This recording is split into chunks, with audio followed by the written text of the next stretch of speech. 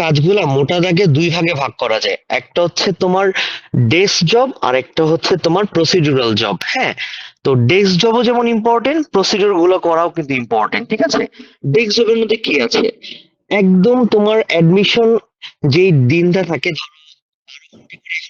আমাদের সময় 24 ঘন্টা করে করতো, তো 24 ঘন্টা অ্যাডমিশনের সময় তুমি ফার্স্টে যে পেশেন্টটা রিসিভ করো সুন্দর করে, একদম শুরুতে, ঠিক আছে, শুরুতে লিখলা যে মানে দুপুর 2টার মধ্যে আসলে যে two RP please admit this patient under তোমার ইউনিটটা, মেডিসিন ইউনিট 1 2 3 যেটাই হোক, ঠিক আছে।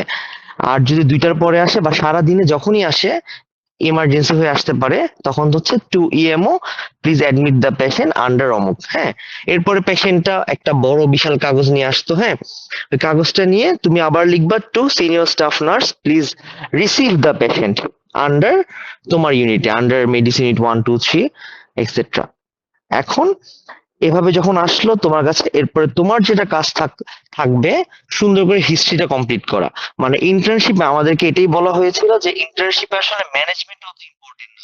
এমন অনেক মানে খুব খারাপ পেশেন্ট গুলা ছাড়া অনেক সময় কোমরবিড কন্ডিশন গুলা হয়তো আসতো, আমরা যেরকম আছে ট্রিটমেন্ট ওভাবেই দিতাম। তো সেই ক্ষেত্রে হচ্ছে আমরা হিস্ট্রিটা খুব সুন্দর করে কমপ্লিট করতাম।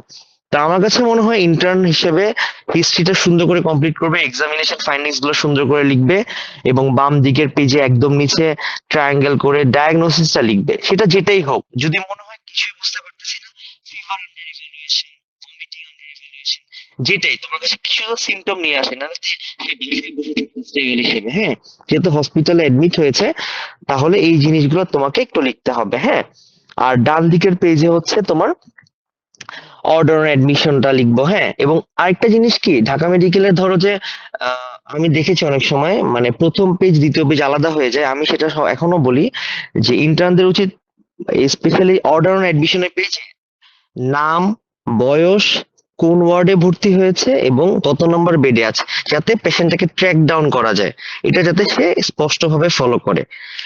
এবং অ্যাডমিশন গেল, অ্যাডমিশনে সিনিয়ররা থাকে, সিনিয়রদের আমরা হেল্প নিতাম। তোমরাও যারা ইন্টার্ন আছো অবশ্যই আমাদের হেল্প নিতে পারো, ট্রেনি ভাইয়া আপুরা আছে সবার হেল্প নিতে পারো অ্যাডমিশনে। তাদের হেল্প নিয়ে তোমরা হচ্ছে একটা অর্ডার অ্যাডমিশন লিখলা, ঠিক আছে। আর ইমার্জেন্সি যে পেশেন্ট গুলো আছে ওগুলা কিন্তু খুব সিরিয়াসলি ম্যানেজ করতে হয়। আমরা যেটা তখন ভয় পেতাম, এখনো ধরো আমাদের ওয়ার্ডের ক্ষেত্রে যেটা সিরিয়াস, একটা আনকনসাস পেশেন্ট অথবা শকে যাওয়া পেশেন্ট গুলা, ঠিক আছে, এইখানে তোমার ফ্লুইড ম্যানেজমেন্টটা খুবই ইম্পর্টেন্ট। তো তোমার ফ্লুইড ম্যানেজমেন্টটা খুব ভালো মতো শিখতে হবে, ঠিক আছে, এইটার ব্যাপারে কোনো মাফ নাই, ঠিক আছে। বা ধরো অ্যাকিউট এমআই এর একটা পেশেন্ট, তুমি ইনস্ট্যান্ট ইসিজি করতে দিলা, ট্রোপোনিনাই করতে দিলা, সেটা রেস পেয়েছো, তোমাদের লোডিং ডোজ দিয়ে রিফার করতে হবে, সেটা ঢাকা মেডিকেলে থেকে তুমি কার্ডিওলজিতে রিফার করো, উপজেলা হেলথ কমপ্লেক্সে আমি দেখতাম, হায়ার সেন্টারে, তখন আবার ঢাকা মেডিকেল কলেজে রিফার করতাম, ঠিক আছে। বা তোমার সদর হাসপাতালে রিফার করতে পারো, যেখানে তোমার পর্যাপ্ত ব্যবস্থা আছে। হ্যাঁ, বিভাগীয় মেডিকেল কলেজগুলোতে ব্যবস্থা আছে, নিকটবর্তী যেখানে কাছে হয়, কারণ প্রতিটা মিনিটই আসলে খুবই ইম্পর্টেন্ট। তো অ্যাকিউট এমআই বলো বা হচ্ছে যেটা হাইপোভলিমিক শক খুবই ইম্পর্টেন্ট, বা হচ্ছে সেপটিক শক নিয়ে আসতো। হ্যাঁ, তারপরে হচ্ছে সিওপিডি অ্যাজমার পেশেন্ট স্টেবল ছিল, হঠাৎ করে অ্যাকিউট এক্সাজারবেশন নিয়ে আসতো। তো এই পেশেন্ট গুলো না খুব তাড়াতাড়ি ম্যানেজ করতে হয়। এই পেশেন্টকে ধরো সিওপিডি পেশেন্ট গুলোকে তোমার লো ফ্লো অক্সিজেন দিতে হইতো। হ্যাঁ, তারপরে হচ্ছে হাই ফ্লো অক্সিজেন তুমি অন্যান্য অ্যাজমার পেশেন্ট গুলাকে দিলা, বা যাদের হচ্ছে খুব স্যাচুরেশনটা তুমি দেখলা অনেক বেশি ফল করতেছে। তো ইন্টার্ন লাইফে আমরা এগুলাই হচ্ছে অ্যাডমিশনের সময় খুব ফোকাস করে ম্যানেজ করতাম। আরেকটা জিনিস করতাম, সেটা হচ্ছে 2 নাম্বার কাজ, এটা তো গেল ডেস্ক জব, সেটা হচ্ছে প্রসিডিউরাল জব। আমরা ধরো ইন্টার্নশিপের সময় মানে আমাদের সময় তো আসলে মানে অনেক সুযোগ পেয়েছি আসলে, এখন তো ধরো 2টা ব্যাচ একসাথে intern করে। আমাদের সময় আমরা যেরকম আমি টানা ধরো 10 12টা অ্যাসেটিক ফ্রি ট্যাপ করে রিটায়ারমেন্টে চলে গেছিলাম, এরকম অনেক কেস পেতাম, প্লুরাল ফ্রি ট্যাপ করেছি অনেকগুলা। বা হচ্ছে ইমার্জেন্সি ক্যাজুয়ালিটিতে গিয়ে ধরো মেডিসিনে তো ওরকম করার সুযোগ থাকে না, নিউমোথোরাক্সের পেশেন্ট গুলা ক্যাজুয়ালিটিতে ধরো আমরা চেস্ট ড্রেন টিউব দিতাম। হ্যাঁ, তারপরে হচ্ছে তোমরা হচ্ছে লাম্বার পাংচার গুলো এখানে করতে পারো, যদিও পেডিতে ভালো করা যায়, বাট মেডিসিন আমরা করতাম। তারপরে তোমার জয়েন্ট ফিল অ্যাসপিরেশন, স্পেশালি নিতে যদি কোনো সেপটিক আর্থ্রাইটিসের পেশেন্ট থাকে আমরা ওগুলো অ্যাসপিরেট করতাম। তো প্রসিডিউর গুলো সবগুলাই তোমরা করবা, ঠিক আছে? এবং কোনো কাজে কিন্তু ফেলনা না। হয় কি, আমি যে একটা কাজ শিখে গেছি উপজেলায় তখন কেউ ছিল না, আমি জাস্ট একটা ওয়ার্ড বই কিনে ওই কাজটা করতে পারছিলাম, ঠিক আছে? আর আর যেটা শিখতে হবে অবশ্যই, মানে তুমি যখন অ্যাডমিশন করবা পরের দিন পোস্ট অ্যাডমিশন অবশ্যই ফলো আপ দিতে হবে পেশেন্টটা। ফলো আপটা অবশ্যই দিতে হবে তোমাকে সোপ প্রোটোকল মেনটেন করে, অর্থাৎ সাবজেক্টিভ, অবজেক্টিভ, অ্যাসেসমেন্ট আর প্ল্যান। সাবজেক্টিভ হচ্ছে নতুন কোনো কমপ্লেন অ্যাড হইলো কিনা, কালকে তোমার যে পেশেন্ট অ্যাডমিট দিয়েছো সে কিছু সমস্যা নিয়ে ভর্তি হয়েছে, নেক্সট দিন ডে টু তে নতুন কোনো সমস্যা অ্যাড হইলো কিনা, ঠিক আছে? এরপরে আবার দেখবা নতুন কোনো তোমাকে ক্লিনিক্যালি কোনো সাইন দিচ্ছে কিনা, হ্যাঁ? তুমি ভাইটালস গুলা দেখবা, ইউরিন আউটপুট দেখবা, তারপরে হচ্ছে SpO2 মানে অক্সিজেন স্যাচুরেশন ফল করতেছে কিনা। তুমি দেখবা যে অ্যাজমা সিওপিডি পেশেন্ট গুলো হুট করে ফল করে যায়, হ্যাঁ? তাদের আবার ভেন্টিলেটর সাপোর্ট লাগলে তোমার আইসিইউ কল লিখতে হবে। মানে কল লেখার ব্যাপারটাও তোমার ইন্টার্নশিপের সময় খুব ভালো মতো শিখতে হবে। আমি যেটা করতাম ইন্টার্নশিপের সময় কলগুলো আমি নিজেই যেয়ে যেতাম, কারণ এটা সুবিধা কি, ধরো বিভিন্ন ডিপার্টমেন্ট বিভিন্ন ভাবে চিন্তা করে। তুমি ধরো কোন একটা কল মানে পালমোলজি ডিপার্টমেন্টে নিয়ে গেলা, আমাদের আমিনুল স্যার খুব শিখাতো হাতে ধরে। তারপরে ধরো কার্ডিওলজিতে নিয়ে গেলা, সেখানে তোমার ইসিজি, ইকো এগুলা শিখার একটা সুযোগ তৈরি হবে। নিউরোলজিতে গেলা, সেখানে তোমার এনসিএস টা, তুমি তো ধরো খুব পড়তেছো যে ইনক্রিমেন্টাল, ডিক্রিমেন্টাল এই ব্যাপারগুলা, ঠিক আছে? বা কোনো একজোনাল নার্ভ ইনজুরি কি, মানে কেন হচ্ছে জিবিএস এর পেশেন্ট গুলো আসতেছে হুটহাট, হ্যাঁ? তোমার এগুলো একটু ডিটেলস তোমার ব্রাঞ্চে গেলে তুমি একটু ডিপলি জানতে পারতে আর কি। তো কলগুলো নিজে নিয়ে আমাদের সময় আমরা নিজেরাই নিয়ে যেতাম, এখন আমি ইন্টার্নদের সেটাই বলি। আর আরেকটা জিনিস, সেটা হচ্ছে আউটডোরে অবশ্যই যাওয়া। কারণ তুমি ধরো এখানে ইমার্জেন্সি অ্যাডমিশনে ইমার্জেন্সি গুলো ম্যানেজ করলা যেগুলো ভর্তি হচ্ছে, পাশাপাশি ধরো আমরা সপ্তাহে একদিন বা 2 দিন আমরা হচ্ছে আউটডোরে যেতাম। আউটডোর ম্যানেজমেন্টটা কিন্তু সারা জীবন কাজে লাগে। তুমি ধরো উপজেলায় বা ধরো পেরিফেরিতে কোথাও ডিটি ডক্টর হিসেবে আছো, আরএমও হিসেবে জব করতেছো, সেখানে তোমার পেশেন্ট গুলো তোমার আউটডোর বেসিসে ম্যানেজ করতে হবে, ঠিক আছে? এটা খুবই ইম্পর্টেন্ট। তুমি ভর্তি দিলে তো তোমার ঢাকা মেডিকেলের অ্যাডমিশনের নলেজটা কাজে লাগবে, আর আউটডোর বেসিস দিলে তোমার হচ্ছে সারাদিনের টুকটাক জ্বর ঠান্ডা কাশি, হ্যাঁ, পিঠ ব্যথা, ব্যথার তো কত রকম ব্যথা যে নিয়ে আসবে, হ্যাঁ, বা ধরো সিম্পল একটা ডায়রিয়ার পেশেন্ট তোমাদের কাছে নিয়ে আসবে, হ্যাঁ, এগুলা মানে জাস্ট ছোট মোটো ম্যানেজমেন্ট গুলো কিন্তু খুবই কাজে লাগে, হ্যাঁ। প্লাস তোমাদের যেটা লাগবে আরেকটা জিনিস, সেটা হচ্ছে তোমরা অবশ্যই আহ মানে আমার কাছে যেটা মনে হয়, তোমরা ফলো আপ তো দিবাই, একটা পেশেন্টকে first to last track down করবা, মানে হচ্ছে ডিসচার্জটা তোমরা লেখার চেষ্টা করবা। এই জন্য আমার ইন্টার্নদের যেটা বলি, তোমরা ডেইলি ফ্রেশ অর্ডার লেখো আর ডিসচার্জটা তোমরা বেশি করে লেখো, ঠিক আছে? এটা আমরা মানে আমাদের ট্রেনিংয়ের দিন আমরা ইন্টার্নদের করতে বলি, কারণ ওদের প্র্যাকটিসটা হয়। আরেকটা প্র্যাকটিস হয় কি জানো, সেটা হচ্ছে নতুন নতুন ব্র্যান্ডের নতুন নতুন ওষুধগুলো জানা হয়, ঠিক আছে? একটা পর্যায়ে ছিল যখন মানে আমরা ধরো গাটের মোটিলিটি বাড়ানোর জন্য প্রোকাইনেটিক হিসেবে ডমপেরিডন দিতাম। এরপর ইটোপ্রাইড আসলো, এই দুইটার হেড টু হেড ট্রায়ালে ইটোপ্রাইডটা খুব ভালো। ইটোপ্রাইডের যত রকম ব্র্যান্ড তোমরা লিখতে লিখতে কিন্তু জানতে পারো জিনিসগুলা, বুঝছো? বা ধরো যত বেশি লিখবা, নতুন নতুন তোমার টার্ম গুলোর সাথে পরিচিত হলে তুমি যখন ইন্ডিভিজুয়ালি পেশেন্ট গুলো দেখবা তখন তোমার অনেক বেশি কনফিডেন্স কাজ করবে। তো এই তো মোটা দাগে তোমার ধরো ডেস্ক জবটা খুবই ইম্পর্টেন্ট, আর সাথে প্রসিডিউর গুলো তোমার প্র্যাকটিস করতে হবে। প্রতিটা প্রসিডিউর যাতে তুমি দুইটা করে, কমপক্ষে দুইটা তিনটা না করলে আসলে কনফিডেন্স, মানে তুমি একলা, এখানে যেরকম ঢাকা মেডিকেলে অনেক সুবিধা কি, ধরো সুপারভাইজ করতে পারো, ট্রেনিরা থাকবে, আমরা থাকবো মিড লেভেল, হ্যাঁ, সবাই মিলে সুপারভাইজ করতে পারবে। আর পেরিফেরি থেকে তোমার একলাই, তুমি সিএ, তুমি আইএমও, তুমি রেজিস্ট্রার, তুমি হচ্ছে সব, বুঝছো? তো তোমার এই কনফিডেন্সটা বিল্ড আপ করার জন্য তোমার, এবং ইমার্জেন্সি গুলো সোলো করতে হয় তখন, ঠিক আছে? এখন যেরকম শুধু পেডিতে তোমার সোলো নাইট পড়ে হয়তো ঢাকা মেডিকেলে, আর ওইখানে হচ্ছে সবই তোমার একলা করতে হবে, সাথে তোমার সাপোর্টিং স্টাফ, ঠিক আছে? তো এই কনফিডেন্সটা তোমার তখন বিল্ড আপ করবে, হ্যাঁ, এখন থেকে যদি তুমি সর্বোচ্চ সময় দাও। আর আমি বলবো যে সবই ঠিক আছে, তোমরা এরপরে ফলো আপ গুলা দিবা ঠিক মতো। হ্যাঁ, ফলো আপ দিয়ে দেখতে পারবা যে আস্তে আস্তে দেখবা যে 3-4 দিনই পেশেন্টের ডিসচার্জের উপযোগী হলে ডিসচার্জ গুলো নিজে লিখবা। এইভাবেই তুমি ধরো, এটা আসলে কন্টিনিউয়াস প্রসেস, 1-2 সপ্তাহে হবে না, তো এই জন্য ধরো 1-2 মাস তুমি যদি সময় দাও একটু, দেখবা যে পেশেন্টের রিপিটেশন বা পেশেন্ট কি টাইপের পেশেন্ট গুলো আসতেছে, তুমি একটা ফ্লো বা একটা তুমি ওভারঅল ডায়াগ্রামটা বুঝতে পারবা। যেমন এখন থেকে ধরো জ্বরের পেশেন্ট গুলো বাড়া শুরু হয়েছে, একটা মিজলস আউটব্রেক গেল, এখন ডেঙ্গু পেশেন্ট গুলো আসা শুরু করবে বেশি। হ্যাঁ, তো তোমার এই, তুমি যখন বাইরেও কাজ করবে না, দেখবা যে একই রকম পেশেন্ট গুলো আসতেছে, তো তোমার অতটুকু কনফিডেন্সটা বিল্ড আপ করবে। এই আর কি, মানে ওয়ার্ডে আসলে প্রচুর সময় দিতে হবে এখানে, থিওরির চেয়ে প্র্যাকটিক্যাল জিনিসটা বেশি সময় দিতে হবে আমার কাছে মনে হয়। ওকে রিচি। ধন্যবাদ। হ্যাঁ। ধন্যবাদ। ভাইয়া, আপনার জ্ঞাতার্থে জানাতে চাই যে আমরা আসলে একটি গুগল ফর্ম দিয়েছিলাম, যেখানে হচ্ছে সবাই নিজেদের যেই কিছু পার্সোনাল বা স্পেসিফিক যে কোশ্চেন থাকে সেটা যেন লিখতে পারে। তো আজকে আমি যে কোশ্চেনটি করেছি, আপনি যে কথাগুলো বলেছেন সেটার সাথে রিলেটেড আমরা একটা প্রশ্ন পেয়েছিলাম গুগল ফর্মে, সেটা আমি আরেকবার বলছি। What are the must learn topics or managements in medicine during internship for the ones planning to build a career in disciplines other than medicine? And how to keep your medicine related knowledge sharp even while doing training or posting in other disciplines? তো ভাই, আপনি যেটা বলেছেন মূলত আসলে হচ্ছে ওই কথার মধ্যে আমরা মোটামুটি ইনফরমেশন পেয়ে গিয়েছি।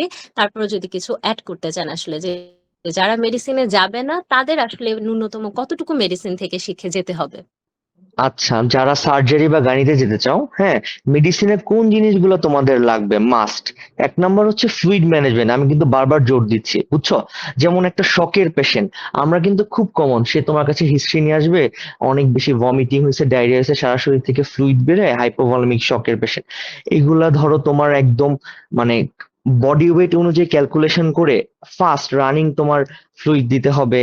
পারলে 2 হাতে, কেন আমরা 4 হাতে ক্যানুলা করেও আমরা পেশেন্ট ম্যানেজ করেছি, কারণ পেশেন্টের একদম পালস বিপি নন রেকর্ডেবল ছিল। এগুলো আসলে তোমাকে, মানে একটা যদি তুমি যদি ম্যানেজ করে ফেলো না, তাহলে হচ্ছে অনেক বেশি কনফিডেন্স পাবা। আর কোন জিনিসটা লাগবে, ধরো হঠাৎ করে পেশেন্ট, ধরো পোস্ট সার্জিক্যাল কমপ্লিকেশন হিসেবেও তোমার ধরো যে ব্লিডিং কিন্তু অনেক কমন একটা জিনিস, হেমোরেজ, হ্যাঁ, সেখান থেকে হাইপোভলিমিক শক হতে পারে। তো আলটিমেটলি তুমি যদি এই জিনিসটা শিখে যাও, সবসময় কাজে লাগাতে পারবা। গাইনিতেও দেখবা প্রচুর পরিমাণে ব্লিডিং হয় যে কোনো সার্জারি হলে, বা পিপিএইচ, এপিএইচ এই জিনিসগুলোতে আছে।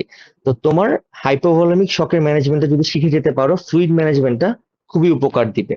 আর কি দিবে, ধরো তোমার তুমি যদি শর্টনেস অফ ব্রেথ, হ্যাঁ, তুমি যদি অক্সিজেন ইনহেলেশন কিভাবে দেয়, নেবুলাইজেশন কখন দেয়, হ্যাঁ, বা কখন লো ফ্লো অক্সিজেন দেয়, কেন দেয়, হ্যাঁ, ঠিক আছে, এই জিনিসগুলো শিখে যাও না, তাহলে দেখবা যে সার্জারি গাড়িতে করলেও তোমার এটা কিন্তু আজীবন কাজে লাগবে। আবার আরেকটা জিনিস কি জানো, সার্জারি গাড়িতেও তোমার ধরো সার্জারি পার্টটা তো আছে, কিন্তু দিন শেষে সেটা শুরু হয় একটা ধরো মেডিসিনের ম্যানেজমেন্ট দিয়েই, কিন্তু তুমি ধরো প্রিপারেশন বলো যা বলো, তো তোমার যদি বেসিকটা ডেভেলপ করতে চাও, এটা অবশ্যই দরকার। আর ফলো আপের ক্ষেত্রে আমার যেটা মনে হয়, মেডিসিনের গুলাই কিন্তু তুমি সার্জারি গাড়িতে দিচ্ছ, এক্সট্রা কি অ্যাড হবে, সার্জারিতে অ্যাড হবে ড্রেন টিউব কালেকশন, একটা বা দুইটা, ঠিক আছে, ড্রেন টিউব DTC 1 দিবা, DTC 2 দিবা। গাইনির ক্ষেত্রে তুমি ধরো ক্যাথেটারের কালেকশন, ঠিক আছে, মানে এই জিনিসগুলো তুমি জাস্ট অ্যাড করবা, ঠিক আছে। গাইনির ক্ষেত্রে ধরো প্রি একলামসে একলামসে আমরা ল্যাবেকার চার্ট মেনটেন করি অনেক বেশি, তোমার এই জিনিসগুলো এক্সট্রা অ্যাড করো, মানে বিপিটা তখন তোমার, আমরা যেরকম এখানে 3 বেলা বিপি মাপতেছি মেডিসিনে, তোমার তো সেখানে ধরো 10 মিনিট পর 20 মিনিট পর রেগুলারলি মাপতে হবে জিনিসটা, বুঝছো? কিন্তু মূল কোর পয়েন্ট গুলো কিন্তু একই। সো তুমি যদি মেডিসিনটা ভালো মতো করো না, আমার কাছে মনে হয় সবকিছু তুমি সেটা ক্যাশ ইন করতে পারবা। ঠিক আছে। আশা করি কনফিউশন ক্লিয়ার হয়েছে। তো ভাইয়া, আমরা আসলে হচ্ছে অল্টারনেট করে এখন শুভ ভাইয়ের কাছে যাব, আবার আমরা সাকিব আবরার ভাইয়ের কাছে আসবো কিছুক্ষণ পরে। তো ভাইয়া, শুভ ভাইয়ের কথা বলছি। ভাইয়া এখন জামালপুর উপজেলায় আছে, একটি জামালপুরের উপজেলা হেলথ কমপ্লেক্সে। তো ভাইয়ের কাছে শুনবো যে আসলে কি ধরনের প্রবলেম একজন ডাক্তারকে উপজেলায় ফেস করা লাগে। আমরা যারা এখন ইন্টার্নশিপ করছি এবং ইন্টার্নশিপ শেষ করব, তারা সবাই আসলে বাংলাদেশের 64টি জেলার কোনো না কোনো খান থেকে এসেছি এবং ইন্টার্নশিপ শেষ করে আমরা হয় বেসরকারিভাবে প্র্যাকটিস করার জন্য পেরিফেরি উপজেলায় যাব, আবার কেউ হয়তো বিসিএস কমপ্লিট করে মেডিকেল অফিসার হয়ে উপজেলা হেলথ কমপ্লেক্সে যাবে। তো সেক্ষেত্রে একজন জুনিয়র ডক্টর হিসেবে আসলে কোন এক্সটেন্ট পর্যন্ত রোগী ম্যানেজ করব এবং কিভাবে আমি রেফারেলটা দিব, তো এইসব নিয়ে প্র্যাকটিক্যাল কিছু কথা আমি বলার জন্য অনুরোধ করব আমাদের মধ্যে উপস্থিত সম্মানিত আহমেদ সাইদ শুভ ভাইয়াকে। শুভ ভাইয়া কি আছেন? শুভ, হ্যাঁ, আনমিউট কর। হ্যাঁ, হ্যাঁ, এখন শোনা যাচ্ছে? হ্যাঁ জি ভাইয়া, আমাকে একদম। শোনা যাচ্ছে। ওকে, দিচ্ছি। Thank you. সাকিব বাবু ভাই, আসসালামু আলাইকুম, এবং এখানে যারা ওয়ালাইকুম আছো আমার আসসালাম। আমার প্রাণপ্রিয় ছোট ভাই এবং বোনেরা, সবাইকে আসসালামু আলাইকুম।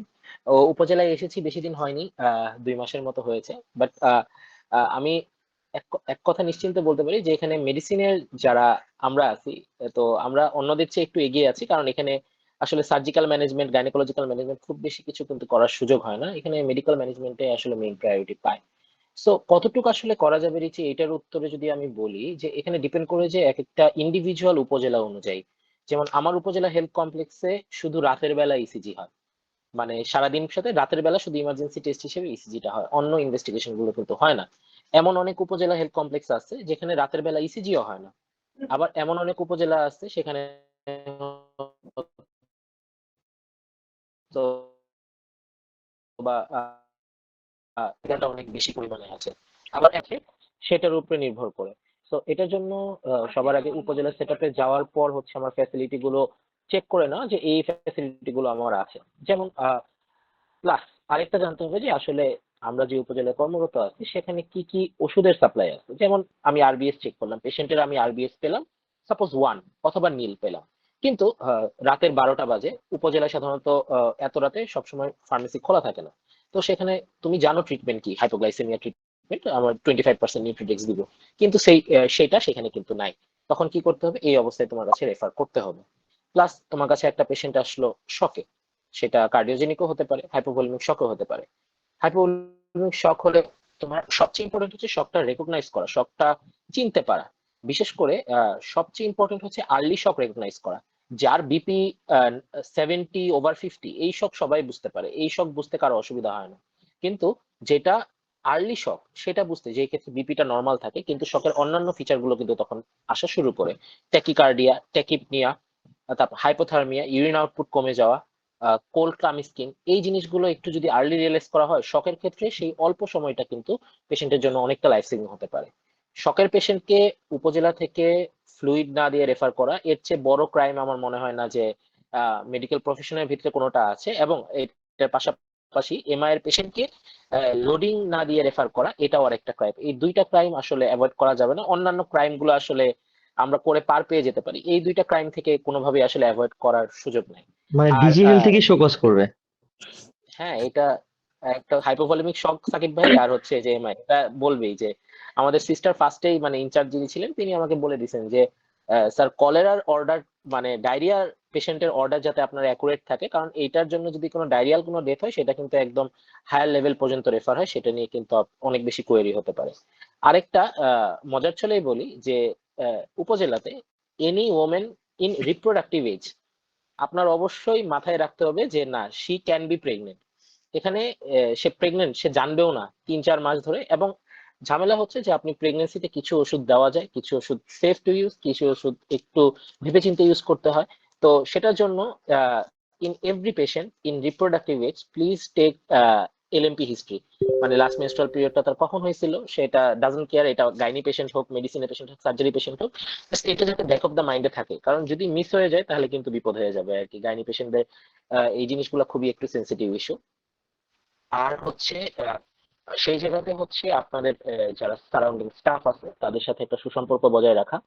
আর জিপি প্র্যাকটিস বলতে গেলে, কেউ যদি ঢাকা মেডিকেলের আউটডোরে নিয়মিত যায় এবং সেখানে সে সব সাবজেক্ট গুলাতে এক্সপোজড হয়, আমার মনে হয় উপজেলা তার জন্য খুবই আরামের একটা জায়গা হবে। উপজেলাতে ট্রিটমেন্ট দিতে তার কোনো ক্ষেত্রে বাধাগ্রস্ত হতে হবে না। আসলে উপজেলায় অভাব হচ্ছে ইনভেস্টিগেশনের, উপজেলায় অভাব হচ্ছে ওষুধের। এই দুইটা জিনিস বাদে ডাক্তারদের কম্পিটেন্সির কোনো অভাব নেই। আমি যে মেনিনগোএনকেফালাইটিস আমি ঢাকা মেডিকেলে ম্যানেজ করতে পারবো, সেই পেশেন্ট যদি পেশেন্ট আমাকে ওষুধটা এনে দিতে পারে, সেই পেশেন্ট আমি উপজেলা হেলথ কমপ্লেক্সে ম্যানেজ করতে পারবো। ব্যাপার হচ্ছে ইনভেস্টিগেশন এবং সাপ্লাই, ডক্টরের কম্পিটেন্সির ক্ষেত্রে কোনো অভাব নেই। এই কারণে আমাদের যেটা প্রায়োরিটি দিতে হবে, ডক্টরদের কম্পিটেন্সি বিল করতে হবে। আমরা এখানে কি আমরা সবাই মনে হয় ঢাকা মেডিকেলের, আমি বলতে চাই ভাইয়া এবং আপুরা, তোমরা যারা ঢাকা মেডিকেলের আছো, উপজেলা হেলথ কমপ্লেক্সে যখন যাবা, যেমন আমার উপজেলা হেলথ কমপ্লেক্সে আমরা দুইজন ঢাকা মেডিকেলের, বাকি সবাই অন্য মেডিকেলে। তো আমার ইউএচপিও স্যার প্রথম দিন যখন আমাকে দেখলেন, সাকিব ভাই উনি আমাকে বলতেছেন যে দুই টাইপের লোক একটু ঘাটতেরা হয়, যারা ঢাকা মেডিকেলের আর যারা হচ্ছে মানে আরেকটা কি জানি বলছিলাম আমার মনে নাই, তিনি এই কথাটা বলছিলেন যে ঘাটতেরা হয়। আমি স্যারকে আর তখন পাল্টা কিছু কোশ্চেন করি নাই। কিন্তু জীবনে যখনই যে জায়গায় যাবা, মানুষজনের যে ঢাকা মেডিকেলে পড়তে না পারার যে একটা এটা তোমাকে, তুমি যে ঢাকা মেডিকেল থেকে পড়েছো এবং তুমি যে পারতেছো না, এটা মনে করায় দেওয়ার মানুষের অভাব হবে না। কিন্তু তুমি অ্যাপ্রিসিয়েটিং কিছু করো, সেটা নিয়ে কিন্তু প্রশংসাটা তোমার সেরকম ভাবে তুমি পাবা না। সো ঢাকা মেডিকেলের পোলাপান হতে হবে আগুনের মতো, ঠিক আছে? আগুন যদি দূর থেকে জ্বলে, সেটা দূর থেকে দেখা যায়, ঠিক আছে? আগুনের কাছে মানুষ যেমন উত্তাপ পায়, আবার আগুনের বেশি কাছে আসলে মানুষ পুড়েও যায়। তো তোমাকে হতে হবে আগুনের মতো, তোমার নলেজ হতে হবে আগুনের মতো, যেটা অন্য কেউ জানে না সেটা তোমার জানতে হবে। মেডিসিনের কথা বলতেছি, মেডিসিন নলেজ উপজেলায় মূলত নলেজ ভিত্তিক আসলে চলা লাগে, স্কিল বেসড কাজ করার সুযোগ উপজেলায় খুবই কম। সো তোমার জানতে হবে, জানতে হবে, জানতে হবে। কিভাবে জানবা? ইনডোর থেকে ইনডোরের ম্যানেজমেন্ট গুলা, কমন কেসের ম্যানেজমেন্ট গুলা, আর আউটডোর থেকে হচ্ছে আউটডোরের কমন কেস। স্পেশালি স্পেশালি আমি বলতে চাই, খুবই গুরুত্বপূর্ণ হচ্ছে রিউমাটোলজিক্যাল কিছু কেসের ম্যানেজমেন্ট জানা, খুবই গুরুত্বপূর্ণ হচ্ছে ডার্মাটোলজিক্যাল ম্যানেজমেন্ট জানা, এটা জানা মাস্ট। বিশেষ করে উপজেলায় কি পরিমাণ ডার্মাটোলজিক্যাল পেশেন্ট এবং কি পরিমাণ রিউমাটোলজিক্যাল পেশেন্ট, এটা অকল্পনীয়। আরেকটা, এটা মেডিসিনের বাইরে, পেডিয়াট্রিক্স ছাড়া উপজেলায় টিকা সম্ভব না, অসম্ভব। এবং কারো যদি, এখানে আমি বলি যে কারো যদি নিয়ত থাকে, বাবা আমি জীবনে আর ঢাকা শহরে যাব না, আমি আমার ছায়া সুনিবিড় উপজেলায় বা জেলা শহরে জীবন কাটিয়ে দিব, তাহলে আমি তাকে বলবো, বাবা তোমরা পেডিয়াট্রিক্সে ক্যারিয়ার করো, জীবনে পেশেন্টের অভাব হবে না, এত বেশি পেডিয়াট্রিক্সে পেশেন্ট। সো আবার বলতেছি, কম্পিটেন্সি বিল করতে হবে। এটা মেডিসিন স্পেশালিটিতে বিল করার জন্য ঢাকা মেডিকেলের যে বড় কোনো জায়গা নেই, বড় কোনো জায়গা নেই, বড় কোনো জায়গা নেই। এটার জন্য কি করা যাবে না, আমি I am very upset to say যে আমি আমার 2 বছর ট্রেনিং পিরিয়ড ঢাকা মেডিকেলে কাটাইছি, সাকিব ভাইয়ের সাথেও আমরা নিয়মিতই ঘোরাফেরা করতাম। আমি কিছু কিছু কিছু ক্ষেত্রে, আমি কাউকে নাও কারো নাম মেনশন করতে চাই না, আমি ইন্টার্নদের পার্টিসিপেশন তুলনামূলক একটু কম দেখেছি। এটাতে তোমাদের মর্মাহত হওয়ার মতো কিছু নেই, কিন্তু আহ, আমরা চাই যে তোমরা আমাদের ছোট ভাই, তোমরা আমাদের ছোট বোন, তোমরা আরো অ্যাক্টিভ হবা। যে ট্রেনিং কাজ করতেছে, ইন্টার্ন নাই, এটা কেন? তোমরা কাজ করে ফাটায় দিবা, তোমাদের ওয়ার্ড মানে জায়গাটা তোমরা ওন করো, তোমরা হচ্ছে সেই জায়গার রাজা, তোমাদের কোনো ইন্টার্নদের কোনো ভুল নাই, এটা তোমরা জানো কিনা? তোমরা যদি কোনো ভুলও করো, তোমাদের কোনো ভুলে যদি কোনো পেশেন্টের কোনো বড় কোনো সমস্যায় হয়, সেটার দায় দায়িত্ব কিন্তু তোমার উপরে কখনোই আসবে না, সেটার দায় দায়িত্ব পড়বে তোমাদের সিনিয়রদের উপরে। সো কিন্তু যখন ছেলেমেয়েরা ওয়ার্ডে আসে না, ছেলেমেয়েরা যখন একটু কম আসে, সেটাতে আসলে খারাপ লাগে, এবং অন্যরা আমাদের কিন্তু বলে যে এই কিরে তোদের ইন্টার্নরা তো আসে না, তোদের ইন্টার্নরা তো ফাঁকি দেয়। এটা শুনলে একটু ডিএমসি বড় ভাই হিসেবে একটু আমার একটু খারাপই লাগে। সাকিব ভাই আপনার কেমন লাগে আমি জানি না, আপনি তো আইএম হিসেবে আছেন, আপনার যদি এটা নিয়ে কিছু বলার থাকে আপনি এলাবোরেট করতে পারেন। না, আমার তো আসলে অনেক খারাপ লাগে। আমি যেটা বলি যে আমার ইন্টার্নরা ফ্রিলি কাজ করবে, হ্যাঁ ঠিক আছে, সারাদিন অ্যাডমিশন পোস্ট অ্যাডমিশন আমি বলি যে তোমাদের আসলে মানে এই 2 দিন সর্বোচ্চ টাইমটা দেওয়া উচিত, হ্যাঁ সর্বোচ্চ লার্নিং থাকবে, আর কোনো ভুল করলে সাকিব ভাইয়ের উপর চাপাই দিবে, সাকিব ভাই দেখবে, ঠিক আছে? আমি এভাবে ফ্রিডম দিয়ে দিই, জাস্ট তোমরা নির্দ্বিধায়, তোমরা যদি কিছু না বুঝে পেশেন্ট, তোমরা জাস্ট ডায়েট নর্মাল রাখো, ইনজেকশন ওমিপ্রাজল ইনজেকশন, একটা সেফটি একদম দাও বা কিছু একটা দাও পর, কারণ পরবর্তীতে আমরা কেউ না কেউ দেখবোই, রাতের মধ্যে তো দেখবোই, ঠিক আছে? এটা কারেক্টেড হয়ে যাবে, চিন্তা করো না। বাট তুমি ফ্রিলি যে একটা পেশেন্ট রিসিভ করে এতদূর লিখতে পারতেছো, আমি এটা অ্যাপ্রিসিয়েট করি। আস্তে ধীরে আগাও, কোনো সমস্যা নেই। ধন্যবাদ আর ভাইয়া। জি ভাইয়া। হ্যাঁ, আমি একটু বলতেছিলাম যে আসলে ছোটবেলায় আমি যখন 2017 সালে আমি থার্ড ইয়ারে প্রথম মেডিসিন ওয়ার্ডে আসি, তো মেডিসিন ওয়ার্ডে আসার সময় স্যাররা বলতো যে আসলে ডিএমসির করিডোর দিয়ে হাঁটলেও নাকি নলেজ গেইন হয়। তখন মনে হতো আরে কি রে, নিশ্চয়ই মনে হয় স্যার চাপা মারতেছে, বাট এটা আসলে চাপা না, এটা একদম চিরন্তন সত্য। ডিএমসির করিডোর দিয়ে হাঁটলেও আসলে নলেজ গেইন হয়, কিন্তু সেই নলেজটা নেওয়ার মতো চোখ কান আমাদের খোলা রাখতে হবে। এবং এটা আসলে তো টের পাবা না ঢাকা মেডিকেলে থাকা অবস্থায়, ঢাকা মেডিকেলের মূল্য মানুষ বুঝবে না। এবং দাঁত থাকতে যেমন দাঁতের মর্যাদা বোঝা যায় না, উপজেলায় যখন তোমরা চলে আসবে তখন আসলে বুঝবে যে ঢাকা মেডিকেলে তোমরা কিসের সান্নিধ্যে ছিলে এবং কিসের অভাব তুমি বোধ করতেছিলে, সেটা তুমি যখন উপজেলায় আসবে সেটা তুমি হাড়ে হাড়ে টের পাবে। সো নিজের স্কিল শার্প করার ক্ষেত্রে এটার কোনো ছাড় নেই, তুমি নিজেকে যোগ্য করতে হবে। প্লিজ নিজেরা এমন ডাক্তার হবা যাতে তোমাদের নিজেদের বাবা মার ট্রিটমেন্ট তুমি নিজে করতে পারো। বাবা মার ট্রিটমেন্ট করতে যায় যদি হাত কাঁপে, তার মানে তুমি আসলে মেডিকেল প্রফেশনাল হিসেবে নিজেকে সেই লেভেলে তুলতে পারো। ওকে, সেই ক্ষেত্রে তুমি নিজেকে সেই লেভেলে তুলতে পারো। ওকে রিচি। ধন্যবাদ ভাইয়া। ভাইয়ার সাথে আমি কিছু ব্যাপারে আমিও একমত যে হচ্ছে আমরা যখন বাইরে যাব তখন ডিএমসিয়ান এবং নন ডিএমসিয়ান একটা ডিমার্কেশন চলে আসছে, এবং সেই ডিএমসি থেকে পাশ করে আমরা যদি পর্যাপ্ত জ্ঞান এবং পর্যাপ্ত দক্ষতা নিয়ে বাইরে যেতে না পারি তাহলে বিষয়টা আসলে অপমানজনকও হয়ে যায় কিছু কিছু ক্ষেত্রে। আম, কিন্তু আবার মুদ্রার অপর পিঠও ঠিক যে হচ্ছে ডিএমসি তে বর্তমানে যে পরিবেশ তৈরি হয়েছে, তো সেই জায়গাতে আসলে শেখার সুযোগ আমাদের মতো জুনিয়র ইন্টার্নদের এটা আসলে অনেক সীমিত হয়ে যাচ্ছে। তারপরেও এর মধ্য থেকে কেউ অনেক এফোর্ট দিয়ে হয়তো শিখছে, বাট অনেকের ক্ষেত্রে জায়গাটা সীমিত হয়ে যাচ্ছে। তো সেই সব প্রেক্ষিতেই আমরা গুগল ফর্ম থেকে একটি এই রিলেটেড কোশ্চেন নিয়ে নিব। একজন হচ্ছে আমাদের ইন্টার্ন কোশ্চেন করেছে যে উপজেলার সেবা দেওয়ার জন্য ইন্টার্নশিপের যে জ্ঞান সেটাই যথেষ্ট নাকি জিপি রিলেটেড কোনো কোর্স করতে হয় ভাইয়া? কেউ thank you Richie for the question. আর যে কোশ্চেন করছে তাকেও থ্যাংক ইউ। আমি মেডিসিনের ক্ষেত্রে কেউ যদি 2.5 মাস ডিএমসি তে ইন্টার্নশিপ করে এবং সে যদি আউটডোরে 7 দিনের জন্য গিয়ে থাকে, আমার মনে হয় না তার আলাদা কোনো জিপি কোর্স করা দরকার আছে ফর মেডিসিন। এভাবে সে যদি প্রত্যেকটা আউটডোরে মিনিমাম 7 দিনের এক্সপোজার পায়, সেক্ষেত্রে আমার মনে হয় that is more than enough. কিন্তু যদি তোমার মনে হয় আসলে যদি শারীরিক অসুস্থ থাকতে পারে, পার্সোনাল পারিবারিক কোনো কাজ থাকতে পারে, অন্য যে কোনো ব্যস্ততা, ধরো কারো ওই টাইমে সেই জায়গায় সময়টা দেওয়া হয় না, যেমন আমি পার্সোনালি আমি নিজের যেমন একটা ওপিনিয়ন, আমি পেডিয়াট্রিক্স ওপিডি আমাদের হয়তো না, ফলে পেডিয়াট্রিক্স এর কিন্তু একটা বিশাল গ্যাপ আমাদের ছিল। সেই গ্যাপটা কভার আপ করার জন্য আমার কিন্তু পরবর্তীতে পেডিয়াট্রিক্স এর কোর্স করতে হয়েছে। এই ক্ষেত্রে আমি সাজেস্ট করবো যে আলাদা জিপি কোর্স একবারে না করে আসলে surgical management, gynaecological management, medicine management, এগুলো আসলে ডিএমসি থেকে যথেষ্ট পর্যাপ্ত শেখার সুযোগ আছে। উপজেলা বেসড আউটডোর ম্যানেজমেন্ট যেটা, সেটার জন্য পেডিয়াট্রিক্সটা আমাদের এখানে আমার কাছে পার্সোনালি মনে হয়েছে আউটডোর ম্যানেজমেন্ট আমাদের শেখার অপরচুনিটি একটু কম, ডার্মাটোলজির আউটডোর ম্যানেজমেন্টের শেখার অপরচুনিটি আমাদের একটু কম। সো এই দুইটা সাবজেক্টের যদি তোমাদের মনে হয় তোমাদের ঘাটতি আছে, আমি এই দুইটা সাবজেক্টের ইন্ডিভিজুয়ালি আমি তোমাদের কোর্স করতে সাজেস্ট করব। বাট অন্য সাবজেক্ট গুলোর জন্য মেডিসিনের জন্য আলাদা কোনো কোর্সের দরকার নেই, সার্জারির জন্য আলাদা কোনো কোর্সের দরকার নেই, গাইনির জন্য আলাদা কোনো কোর্সের দরকার নেই, যদি তোমরা অ্যাজ ইউজুয়াল ইন্টার্নশিপটা করে থাকো। কিন্তু যদি কোনো কারণে তোমাদের ইন্টার্নশিপে গ্যাপ পড়ে থাকে, সেই ক্ষেত্রে কাভার আপের জন্য করা যেতে পারে। আদারওয়াইজ পেডিয়াট্রিক্স এবং ডার্মা এই দুইটা ব্যতীত আমি আসলে কোনো কোর্স করার সাজেশন দিব না আসলে। ধন্যবাদ ভাইয়া। ভাইয়া একদম স্পেসিফিক্যালি আমাদেরকে উত্তর দিয়েছে। আশা করি যে কোশ্চেন করেছে তার কনফিউশন ক্লিয়ার হয়েছে। তো ধন্যবাদ আমাদের শুভ ভাইয়াকে। এবার আমরা আবার চলে যাব আমাদের সাকিব আবরার ভাইয়ার কাছে। ভাইয়া, হ্যাঁ, তো ভাইয়া আসলে আপনি তো দেখেন আমাদের হচ্ছে যারা এখন ইন্টার্নশিপে কাজ করছে ওয়ার্ডে, ইন্টার্নশিপ পিরিয়ডে কিন্তু আসলে একটা মাল্টি ডাইমেনশনাল প্রেশার কাজ করে আমাদের উপর। আমার যেটা মনে হয় যে ঢাকা মেডিকেলের মতো একটা হচ্ছে কোর জায়গায় থেকে কাজ শিখতে হবে, বিভিন্ন দক্ষতা রপ্ত করে নিতে হবে, এখানে টাইম দিতে হবে, এরকম একটা চাপ তো আমাদের থাকেই যে ঢাকা মেডিকেল থেকে আমাকে বিভিন্ন দক্ষতা রপ্ত করে তারপর এখান থেকে বের হতে হবে পেরিফেরিতে যাওয়ার আগে। এবং এর পাশাপাশি একটা হচ্ছে আম, সবাই আমরা আমাদের সিনিয়রদেরকে দেখেছি যে ইন্টার্নশিপ শেষ করে ঘাটাঘাট তাদের হচ্ছে বিসিএস হয়ে যাচ্ছে, এফসিপিএস হয়ে যাচ্ছে। তো এটা অবশ্যই আমাদেরকে প্রিপারেশন নিতে হবে। তো আমার মূলত প্রশ্ন যে বিভিন্ন মেডিকেলীয় দক্ষতা রপ্ত করার পাশাপাশি আসলে কিভাবে বিসিএস এবং এফসিপিএস এগুলোর প্রিপারেশন আমরা নিতে পারবো, আর বিসিএস এফসিপিএস প্রিপারেশনের ক্ষেত্রে কোনটাকে কোন সময় প্রায়োরিটি দেওয়া উচিত, কোনটা আগে করা উচিত, এই সম্বন্ধে যদি হচ্ছে আপনার ধারণাগুলো মতামত ব্যক্ত করতেন ভাইয়া।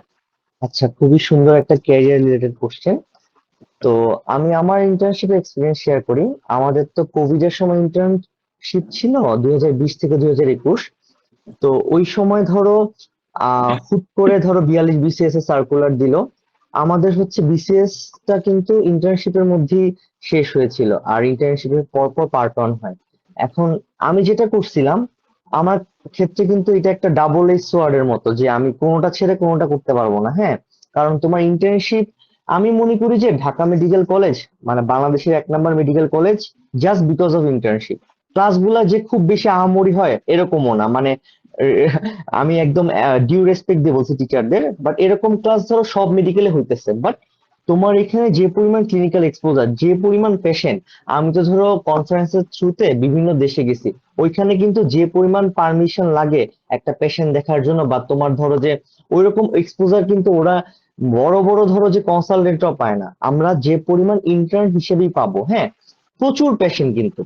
ঠিক আছে, তো এই পেশেন্ট দেখার জন্য আমি যেটা করতাম, একটা রুটিন করে ফেলছিলাম। হ্যাঁ, এখন ধরো তোমাদের বিসিএস ও থাকবে, এক্সিএস পার্ট ওয়ানও থাকবে। ঠিক আছে, যত তাড়াতাড়ি ধরতে পারবা ততটাই মঙ্গল, যদি দেশে থাকো আর কি। আর যদি বিদেশ যেতে চাও, আমি সাজেস্ট করবো যে আগে থেকে তোমরা ধরো বিদেশি এক্সাম, লাইসেন্স এক্সাম গুলা ধরো, ইউএসএমইলি, প্ল্যাব। প্ল্যাব যদিও এখন আমি ডিসকারেজ করি, কারণ প্ল্যাব দিয়ে জব নাই, এমআরসি দিয়ে সরাসরি শুরু করে দাও। হ্যাঁ, অথবা এএমসি দাও। হ্যাঁ, এইগুলো যত তাড়াতাড়ি পড়া শুরু করো, যেটাই করো। আমার কথা কি জানো, আমার কথা হচ্ছে ইন্টার্নশিপের মূল ডিউটি ফিক্স রেখে, এটা আমরা স্ট্রিক্টলি ফলো করতাম। মানে আমার ধরো ডিউটি 8টা থেকে 2টা, আমি লাগলে 2:30 বা 3টা পর্যন্ত থাকবো, কিন্তু এখানে ফাঁকিবাজি করবো না যে আমি 12টায় বের হয়ে 2 ঘন্টা এক্সট্রা পড়বো, বুঝছো? আমি লাগলে ওই দিন এক্সট্রা এফোর্ট দিব, আমি এক্সট্রা 2 ঘন্টা কম ঘুমাবো। ঠিক আছে, আমার যেহেতু বিসিএস ও লাগবে, এফসিএস পার্ট ওয়ান এক চান্সে লাগবে। এটা হচ্ছে আমার, মানে আমার থিওরি ছিল। হ্যাঁ, বা আমি ধরো নিজেকে রিওয়ার্ড দিতাম, আমি ধরো আমার পছন্দের খেলা খেলতাম, বা হচ্ছে খেলা দেখতাম অনেক বেশি। হ্যাঁ, মুভি দেখতাম। ঠিক আছে, বাট আমার ওই ব্যাপারটা আমি ফুললি কমিটেড ছিলাম যে ইন্টার্নশিপে 1 বছর আমার ফুল, আমার যাতে আমার ফুল আউটপুটটা নিয়ে আমি বের হয়ে আসতে পারি। তো তোমাদের ক্ষেত্রে আমি এটা আমি একটু হতাশ আসলে। শুভ বললো যেটা একটু আগে, আমার আগে বললো। হ্যাঁ, আমিও দেখেছি যে ইন্টার্নশিপ মানে ওরা একটু কেমন যেন একটু ক্যালাস থাকে। আমি আমার ইন্টার্নদের সবসময় মোটিভেট করার চেষ্টা করি যে তোমরা পারবা, জাস্ট আসো। বা তোমরা ধরো যে তোমাদেরকে আমি লাগলে আগেই ছেড়ে দিব, তোমরা যদি কাজগুলো আগে শেষ করতে পারো, বাট তোমরা অ্যাটলিস্ট টাইমলি এসে পেশেন্ট গুলো দেখো, ফলো আপ করো। কারণ ক্লিনিক্যালি যেটা শিখবা বারবার বই পড়ে, ধরো তুমি বড় বড় বইগুলোই পড়লা, ডেভিডসন না পড়ে হ্যারিসন পড়লা, কুমার এন্ড ক্লার্ক পড়লা, অক্সফোর্ড মেডিসিন পড়লা, বাট ওই জিনিসটা না মাথায় থাকে না। তুমি দেখবা যে তুমি যেটা পারতেছো রেসিডুয়াল থেকে, ওই আমলে সাকিব ভাই একটা কেস দেখাইছিল, ওই সময় থেকে শুভ ভাই একটা কেস দেখাইছিল। তোমার কোন মানে অনেকটা মানে কন বানেগা করপুতির মতো, বুঝছো? মানে কোন সময় তুমি যে কি পারবা, বুঝছো? স্লামডগ মিলিয়নের মতো অনেকটা, তুমি নিজেও জানবা না আসলে। এই জন্য তোমার এই সময়টা ফুললি ওয়ার্ডে দাও, প্রতিটা কেসই দেখো। ঠিক আছে, এমনও হয়েছে শুভ আর আমি কিন্তু ডিফারেন্ট ইউনিটে ছিলাম। হ্যাঁ, আমরা দুজনের কেস এক্সচেঞ্জ করে একসাথে দেখতাম। ঠিক আছে, মানে আমরা অতটুকু ছিল যে যার কাজ শেষ করে পরে হচ্ছে একসাথে কেস দেখছি। তোমরা বেশি বেশি কেস গুলা দেখো, কারণ এই এক্সপোজারটুকু পরবর্তীতে পাবা না। এরপরে ধরো যখন বাসায় যাবা, রেস্ট, খাওয়া দাওয়া করে রেস্ট নিয়ে তারপরে পড়ো। ঠিক আছে, আর তুমি যখন চিন্তা করবা যে তোমার মানে হয় কি, আমার ক্ষেত্রে এটা কাজ করছে, তুমি যদি চিন্তা করো তোমার 10 ঘন্টা আছে, তোমার পড়া 10 ঘন্টা শেষ করবে। তুমি যদি চিন্তা করো তোমার 2 ঘন্টা আছে, তোমার পড়া 2 ঘন্টা শেষ হবে। বুঝছো? আমি আসলে টাইমটা কমায় আনছিলাম যে আমার 2 ঘন্টার মধ্যে এক চান্সে সব করতে হবে আর কি, বুঝছো? তো তুমি ওয়ার্ডে টাইম দাও, ফুল ফোকাস করো, বাকি সময়গুলো ধরো 2 ঘন্টা প্লাস 3 ঘন্টা, 3 ঘন্টা প্লাস 3 ঘন্টা, এভাবে ভাগ করে নাও। বিসিএস, এফসিপিএস এভাবে সবকিছুই রাখো। আর ওয়ার্ডের পড়াটা অবশ্যই বাসায় গিয়ে একটু দেখবা।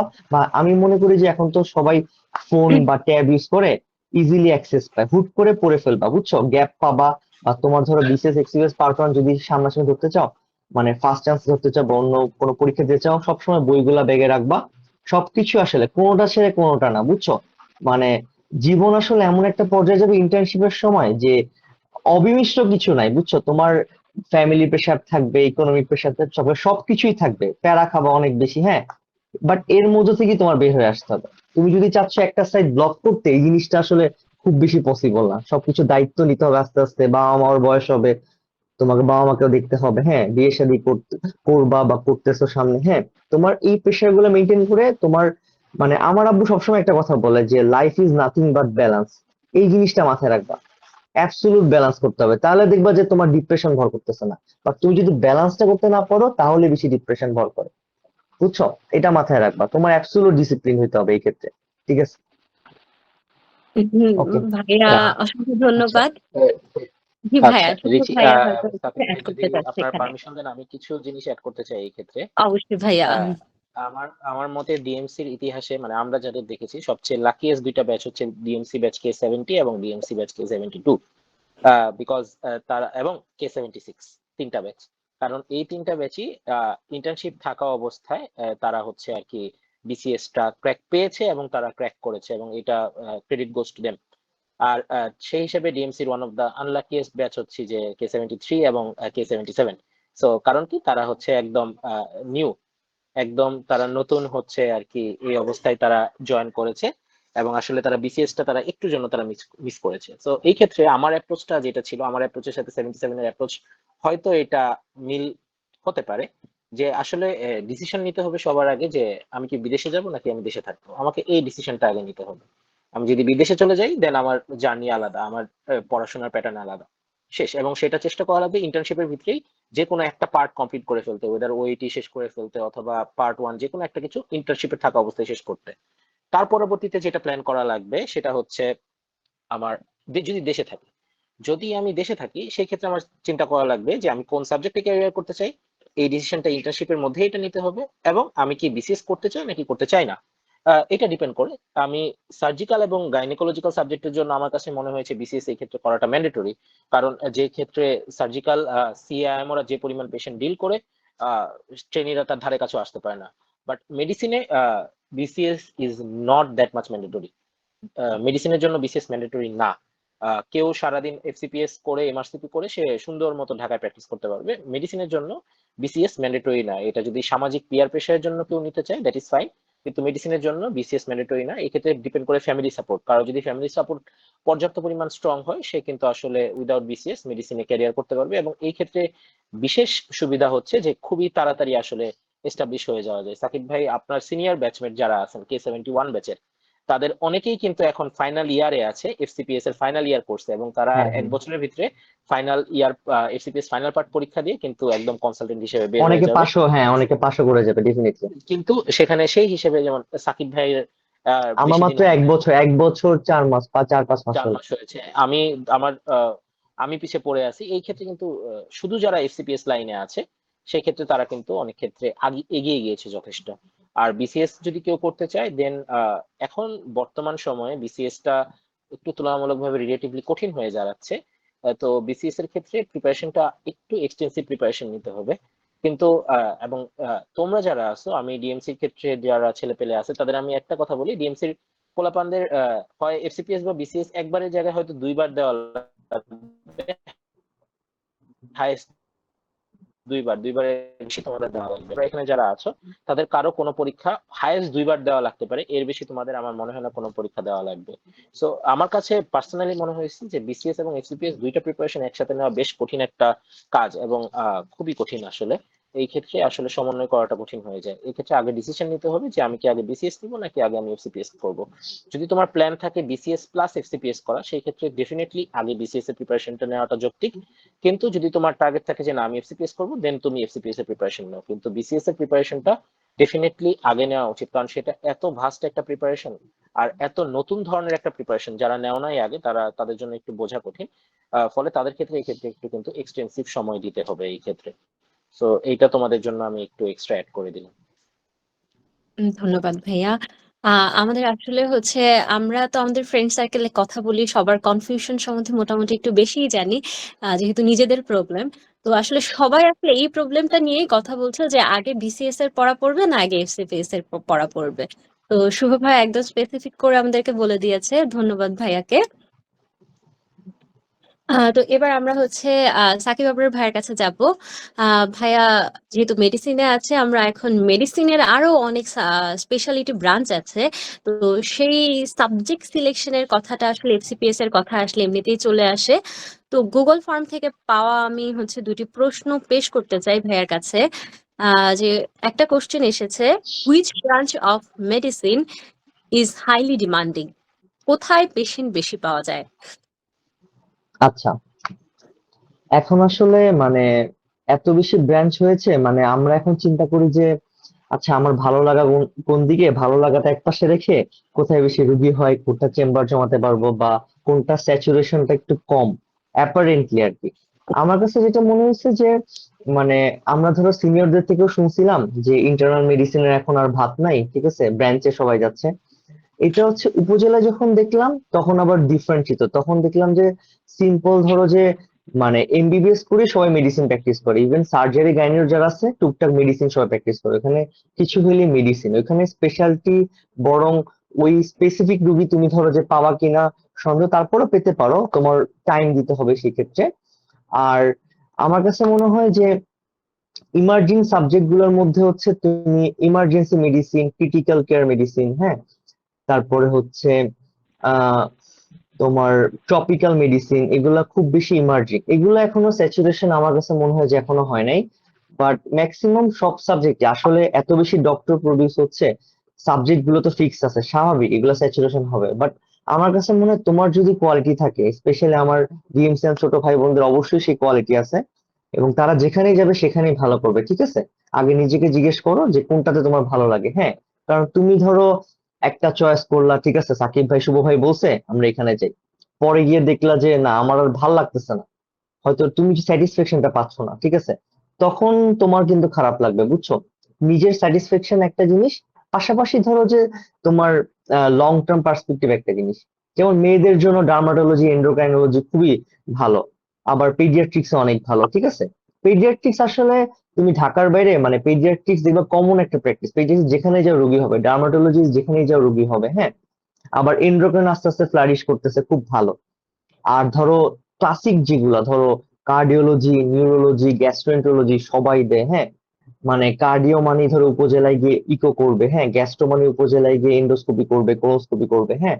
এই যে নিউরোলজি মানে তোমার টুকটাক প্রসিডিউর গুলো করবে, এনসিএস, ইএনজি, ইইজি, এই জিনিসগুলো করবে, হ্যাঁ।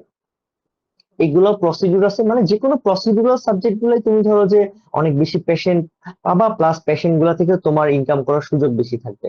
আর যদি তুমি কোর ভালোবাসা নিয়ে যেতে চাও তাহলে internal medicine still the best, মানে ইন্টারনাল মেডিসিন আসলে সবকিছু ইন্টিগ্রেটেড তো, মানে এটা তোমার যদি ভালো লাগে আমার কাছে মনে হয় তুমি কন্টিনিউ করতে পারো, কারণ অনেকেই মেডিসিন প্র্যাকটিস করে, বা ইন্টারনাল মেডিসিনের দাম যে কখনো মানে ডিভ্যালুয়েশন হবে না আমার কাছে মনে হয়, ঠিক আছে, কারণ আলটিমেটলি একটা মেডিকেল বোর্ডের মতোই সবাই সবার আহ অপিনিয়ন দিল, ইন্টারনাল মেডিসিন কিন্তু ফাইনাল ভার্ডিক্টটা দেয় আমার কাছে মনে হয়। শুভ কিছু অ্যাড কর। ধন্যবাদ। আহ, ভাই, আপনি আর আমি তো দুইজনেই তো ইন্টারনাল মেডিসিনের মানুষ। তো ইন্টারনাল মেডিসিন ইজ দা বস, কিন্তু সত্যি কথা ইন্টারনাল মেডিসিনের টাকা অন্যদের চেয়ে কম। তুমি তোমার মনে কি চাচ্ছ সেটার উপরে ডিপেন্ড করে, তুমি কি টাকা চাচ্ছ নাকি তুমি স্যাটিসফ্যাকশন চাচ্ছ। যদি টাকা চাও internal medicine is not for you, কিন্তু তুমি যদি যে স্যাটিসফ্যাকশন চাও, যে ডিটেকটিভ ওয়ার্ক করব, কেস ডায়াগনোস করব, সেটা থেকে তুমি যদি স্যাটিসফ্যাকশন পাও, then internal medicine is for you. আর আমি যেটা বলতে চাই, তোমার সাবজেক্ট যেটা ভালো লাগে সেটাতে যাবা। তুমি যদি স্কিল রপ্ত করতে পারো, তোমাকে এই বাংলাদেশের বুকে তোমাকে আটকায় রাখবে এমন কেউ নাই, এমন কেউ পয়দা হয়নি। যদি এরকমই হয় তাহলে হাজার হাজার ইন্টার্নিস্ট আছে, মানুষ স্টিল আজিজুল কাহারের নাম স্মরণ করে, মানুষ স্টিল এবিএম আব্দুল্লাহর নাম স্মরণ করে, কাকা স্যারের নাম স্মরণ করে, ঠিক একইভাবে কার্ডিওলজিস্ট তো অনেক আছে। কিন্তু তুমি স্কিল দিয়ে কে উঠছে, ওয়াদুদ স্যার, তারপরে হচ্ছে আরো অনেক স্যার আছেন, সদ্যভাজন স্যার আছেন। তো তুমি তোমার মোদ্দা কথা হচ্ছে তোমার স্কিল ওই লেভেলে নিতে হবে যে আসলে তুমি অন্যদের চেয়ে তুমি নিজেই আগায় যাবে। আমি আমি সাকিব আবরার ভাইয়েরই একটা উদাহরণ দিই। আমি আমি ফান্ডোস্কোপি প্রসিডিওর, এটা আমি সাকিব আবরার ভাইয়ের কাছ থেকে হেল্প নিয়ে শিখছি। সো সাকিব আবরার ভাই কিন্তু ঢাকা মেডিকেলে কোনো ডায়াবেটিক পেশেন্টের তার নিজের ওয়ার্ড ব্যতীত অন্য ওয়ার্ডের কিন্তু কোনো ফান্ডোস্কোপি আসলে বাকি রাখেন নাই করার জন্য, মানে সব ওয়ার্ডে উনি ঘুরে ঘুরে ফান্ডোস্কোপি করছেন। সো সেটা থেকে আমারও একটা চর্চা শুরু হয়েছে যে ফান্ডোস্কোপি করা, সেটা দেখে যে কোনো কঠিন ক্ষেত্রে যদি তোমার মনে হয় যে না এটা পারতেছি না, এই সাকিব ভাইকে ফোন দে, আহ, সাকিব ভাই একটু আইসে চোখটা দেখে যান। ঠিক আছে, তো এরকম ভাবে যেমন সাকিব ভাই স্কিলটা রপ্ত করে ফেলছে, তখন যে কোনো ক্ষেত্রে কিন্তু সাকিব ভাইয়ের ডাক পড়তেছে। ফলে তোমরা যদি স্কিল ডেভেলপ করো, সেটা তুমি যে সাবজেক্টেই যাও না কেন, to be honest interventional subject গুলোতে ইনকাম বেশি, আর নন ইন্টারভেনশনাল সাবজেক্ট গুলোতে ইনকাম একটু কম। এটা বাদে তুমি যদি স্কিল ডেভেলপ করতে পারো, তোমাকে কেউ আটকায় রাখতে পারবে না, কোনো ক্ষেত্রে আটকায় রাখতে পারবে না। ধন্যবাদ ভাইয়া। শুভ ভাইয়ের কাছে এবার আরেকটি প্রশ্ন রাখতে চাই, আমাদের গুগল ফর্ম থেকে প্রাপ্ত একটি প্রশ্ন। এখানে একজন বলেছে যে শুরুতে ইন্টারনাল মেডিসিনে যাওয়া বেটার নাকি ব্রাঞ্চে, আর ব্রাঞ্চে যদি না যাই, ব্রাঞ্চে না গেলে এই রিলেটেড ট্রিটমেন্টের জন্য আসলে কেমন প্রস্তুতি থাকতে হবে। Thank you for the question. আসলে এখন যে প্যাটার্ন আসলে আগে বেশ কিছুদিন আগেও হচ্ছে আসলে সাবজেক্ট সবাই ইন্টারনাল মেডিসিনে পরীক্ষা দিত, 2 ইয়ার মিড টার্ম দেওয়ার পরে সবাই সিদ্ধান্ত নিত যে আমি সাবজেক্ট চেঞ্জ করব কি করব না। কিন্তু এখন আসলে পরীক্ষা যে কোনো এক সাবজেক্টে দিতে হয়, সাবজেক্ট চেঞ্জের অপশনটা এফসিপিএস থেকে তুলে দেওয়া হয়েছে, সেটা আর এখন আমরাই নেই। লাস্ট ব্যাচ মনে হয় 2022 জানুয়ারি। হ্যাঁ, হ্যাঁ ভাই এরপরে চেঞ্জ আপনারা করলো, লাস্ট হ্যাঁ চেঞ্জ আমরাই করে লাস্ট। দিচ্ছেন। তারপর থেকে এখন আর কিন্তু চেঞ্জের সুযোগটা নেই, ফলে এখন আসলে যে যে সাবজেক্টে যেতে চায় সেই সাবজেক্টেই তাকে পরীক্ষা দিতে হবে। পরবর্তীতে সে যদি সাবজেক্ট চেঞ্জ করতে চায় তার জন্য তাকে পুনরায় ভর্তি পরীক্ষা দিয়ে সেই সাবজেক্টে যেতে হবে। কিন্তু আসলে মেডিসিন যেমন কোর্স সাবজেক্ট গুলোতে, মেডিসিনের কোর্স সাবজেক্টে যেই যে কোনো ব্রাঞ্চেই যাক না কেন, তার প্রথম 2 বছরের ট্রেনিং হয় কোর ট্রেনিং, ঠিক আছে, সিএমটি ট্রেনিং আমরা বলি, এবং এটা অবশ্যই মেডিসিনেই হয়। সুতরাং কেউ যদি আসলে ওরিড থাকে যে আমি ব্রাঞ্চে চলে গেলে আমার মেডিসিন শেখা হবে না, এটার কোনো সম্ভাবনা নাই। ওই 2 বছর কেউ যদি ভালো মতো ট্রেনিং করতে চায়, দেন দ্যাট ইজ ফাইন, সেই কোর ট্রেনিং ইজ এনাফ। আর কেউ যদি ইন্টারনাল আসতে থাকে তার 5 বছরই তো ইন্টারনাল মেডিসিন নিয়ে সেটা প্রেক্টিস করবে। সুতরাং কেউ যদি ব্রাঞ্চে যেতে চায় সেক্ষেত্রে তার প্রথম 2 বছর ট্রেনিং হচ্ছে একদম কোর মেডিসিনের ট্রেনিং, মেডিসিন ইউনিট গুলোতেই থেকে। ফলে মেডিসিনের যে ট্রিটমেন্ট গুলো শেখা সেগুলোতে আসলে কোনো বাধার সম্মুখীন হবে না। এই 2 বছরটা যদি কেউ ভালো মতো ইউটিলাইজ করে, সে মেডিসিন এবং মেডিসিনের যত প্রকার ব্রাঞ্চ রিলেটেড যত ট্রিটমেন্ট আছে সেগুলো আসলে ভালো মতো শিখে যাওয়া সম্ভব, বেশ ভালোভাবেই সম্ভব। সাকিব ভাই, আপনি যদি কিছু অ্যাড করতে চান। না, এটাই তোর সাথে একমত একদম। মানে আমার কাছে মনে হয় যে এটা যার যার পার্সোনাল, আসলে কে কি চায় এটা অনেক বেশি ইম্পর্টেন্ট। আমরা ধর সাজেশন দিলাম, ক্যারিয়ার গাইডলাইন দিলাম, বড় বড় ভাইয়ারাও দিয়ে আসতেছে, এটা আবহমান কালে চলতেছে। দিন শেষে তুমি কি চাও, এটা হচ্ছে মোস্ট ইম্পর্টেন্ট। ঠিক আছে, আমি ইন্টার্নদের এটাই বলি, ফ্রিডম দিই। আর সবারই আসলে সুযোগ আছে বর্তমানে, প্রথম 2 বছর সবাই শিখতে পারে, সমস্যা নেই। ব্রাঞ্চে গেলেও 2 বছর তোমার মেডিসিন হয়ে, তারপর 3 বছর তোমার যে যার ব্রাঞ্চে ট্রেনিং করবা। এরকম 5 বছরের কোর্স, যেখানেই যাও, হ্যাঁ এভাবে শিখতে পারবা, সমস্যা নেই। ধন্যবাদ ভাইয়া। আম, শুভ ভাইয়া, আমাদের গোল্ড মেডেলিস্ট শুভ ভাইয়ার অনুসারীও আমাদের মধ্যে একজন হয়তো হইতে চেয়েছে। তো সে প্রেক্ষিতে একটি প্রশ্ন আমরা পেয়েছি। শুভ ভাইয়া, আপনার জন্য যে প্রশ্নটি, is is FCPS gold medal is given on the basis of part 2 entirely, or does part 1 marks matter? আচ্ছা, আমি আমার গোল্ড মেডেলটা আসলে এমবিবিএস এর মেডিসিনের মার্কের উপরে প্রাপ্ত।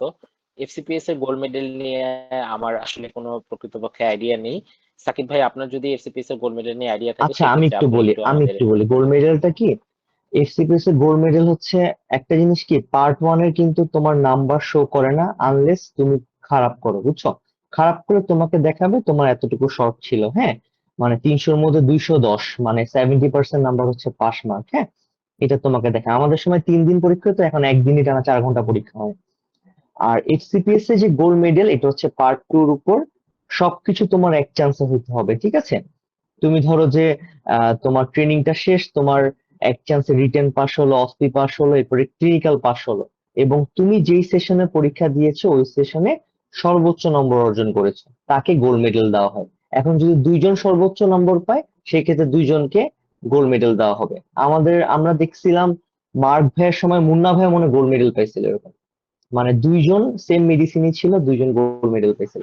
মুন্না ভাইও পাইছে ভাই, সাকিব ভাই হ্যাঁ মুন্না হ্যাঁ ভাইও পাইছে। হ্যাঁ, মুন্না ভাই মার্ক ভাই সেম সেশনে পাইছিল। দুজনেই K63 ব্যাচের আমাদের ব্যাচ। K63 ব্যাচের, তো 2 জন সেম নাম্বার পাইছিল, তো এরকম মানে ওনাদের দুজনই সবকিছু সমান, এবং ওই সেশনে নাম্বার, মানে মেইন কথা পার্ট 2 এর উপর ডিপেন্ড। পার্ট 1 এর নাম্বার এতে কেউ জানে না, পার্ট 1 অ্যাড হয় না আর কি, বুঝছো, আনলাইক আদার এক্সামস। বুঝতে পেরেছি ভাইয়া। এটা আসলে হচ্ছে ডিএমসিএন হিসেবে আমাদের একটি গর্বের বিষয় যে আমাদের সিনিয়ররাই আসলে এইরকম হচ্ছে সাফল্যের স্বাক্ষর রেখে গিয়েছেন, আমাদের উপর সেজন্য দায়িত্বের ভার আসলে একটু বেশি। তো এবারের প্রশ্ন আমাদের সাকিব আবরার ভাইয়ার জন্য। ভাইয়া, একজনের প্রশ্ন যে things to keep in mind for efficient FCPS training. আচ্ছা, ভাইয়া যেহেতু ঢাকা মেডিকেলে আছেন, হ্যাঁ, এবং আপনার সাথে আপনি নিজে ট্রেনিং করছেন, আপনার সাথে অনেকে ট্রেনিং করছে, তো সেহেতু ভাইয়ের কাছে কোশ্চেন। আচ্ছা, 1 নম্বর যেটা বলবো, মানে মাথায় রাখতে হবে যেটা, মানে 1 নম্বরে আমি সিনসিয়ারিটি রাখবো, বুঝছো। আমরা যেটা দেখি কি, মানে ইন্টার্নদের মধ্যেও কিছুটা আছে, সবাই না সব। তো আর হচ্ছে ট্রেনিদের মধ্যে যে ম্যাক্সিমাম না সিনসিয়ার না, ধরো অ্যাটলিস্ট মানে 9টার মধ্যে আসলেও তো হয়, 8:30 9টার মধ্যে আসবে। অনেকে দেরি করে আসে, বা ধরো অ্যাডমিশন পোস্ট এডমিশনও দেরি করে আসতেছে।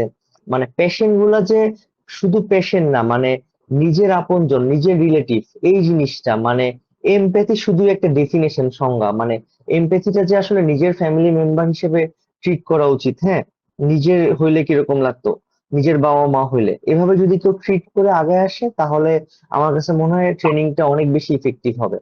2 নম্বর জিনিস হচ্ছে একটু পেশেন্ট গুলাকে ট্র্যাক ডাউন করা। ট্রেনিং এর সময় দেখবা যে একদিন 2 দিন আসলো, থার্ড ডে ফোর্থ ডে খবর নেই, ফিফথ ডে সিক্স ডে আসতেছে। সো সে ট্র্যাক ডাউন করলো না, এরপরে পেশেন্ট মরে গেল না কোথাও ট্রান্সফার হয়ে গেল, তার কিন্তু লার্নিংটা হইলো না। প্রতিটা জিনিসের লার্নিং কিন্তু এক একটা কেস বেস, প্রতিটা এক একটা মিস্ট্রি বুক। প্রতিটা পেশেন্ট তোমার জন্য একটা লার্নিং এর অবজেক্টিভ, বুঝছো? তো তোমার এগুলা কিন্তু প্রতি পাতায় পাতায় তোমার জন্য শিখা আছে।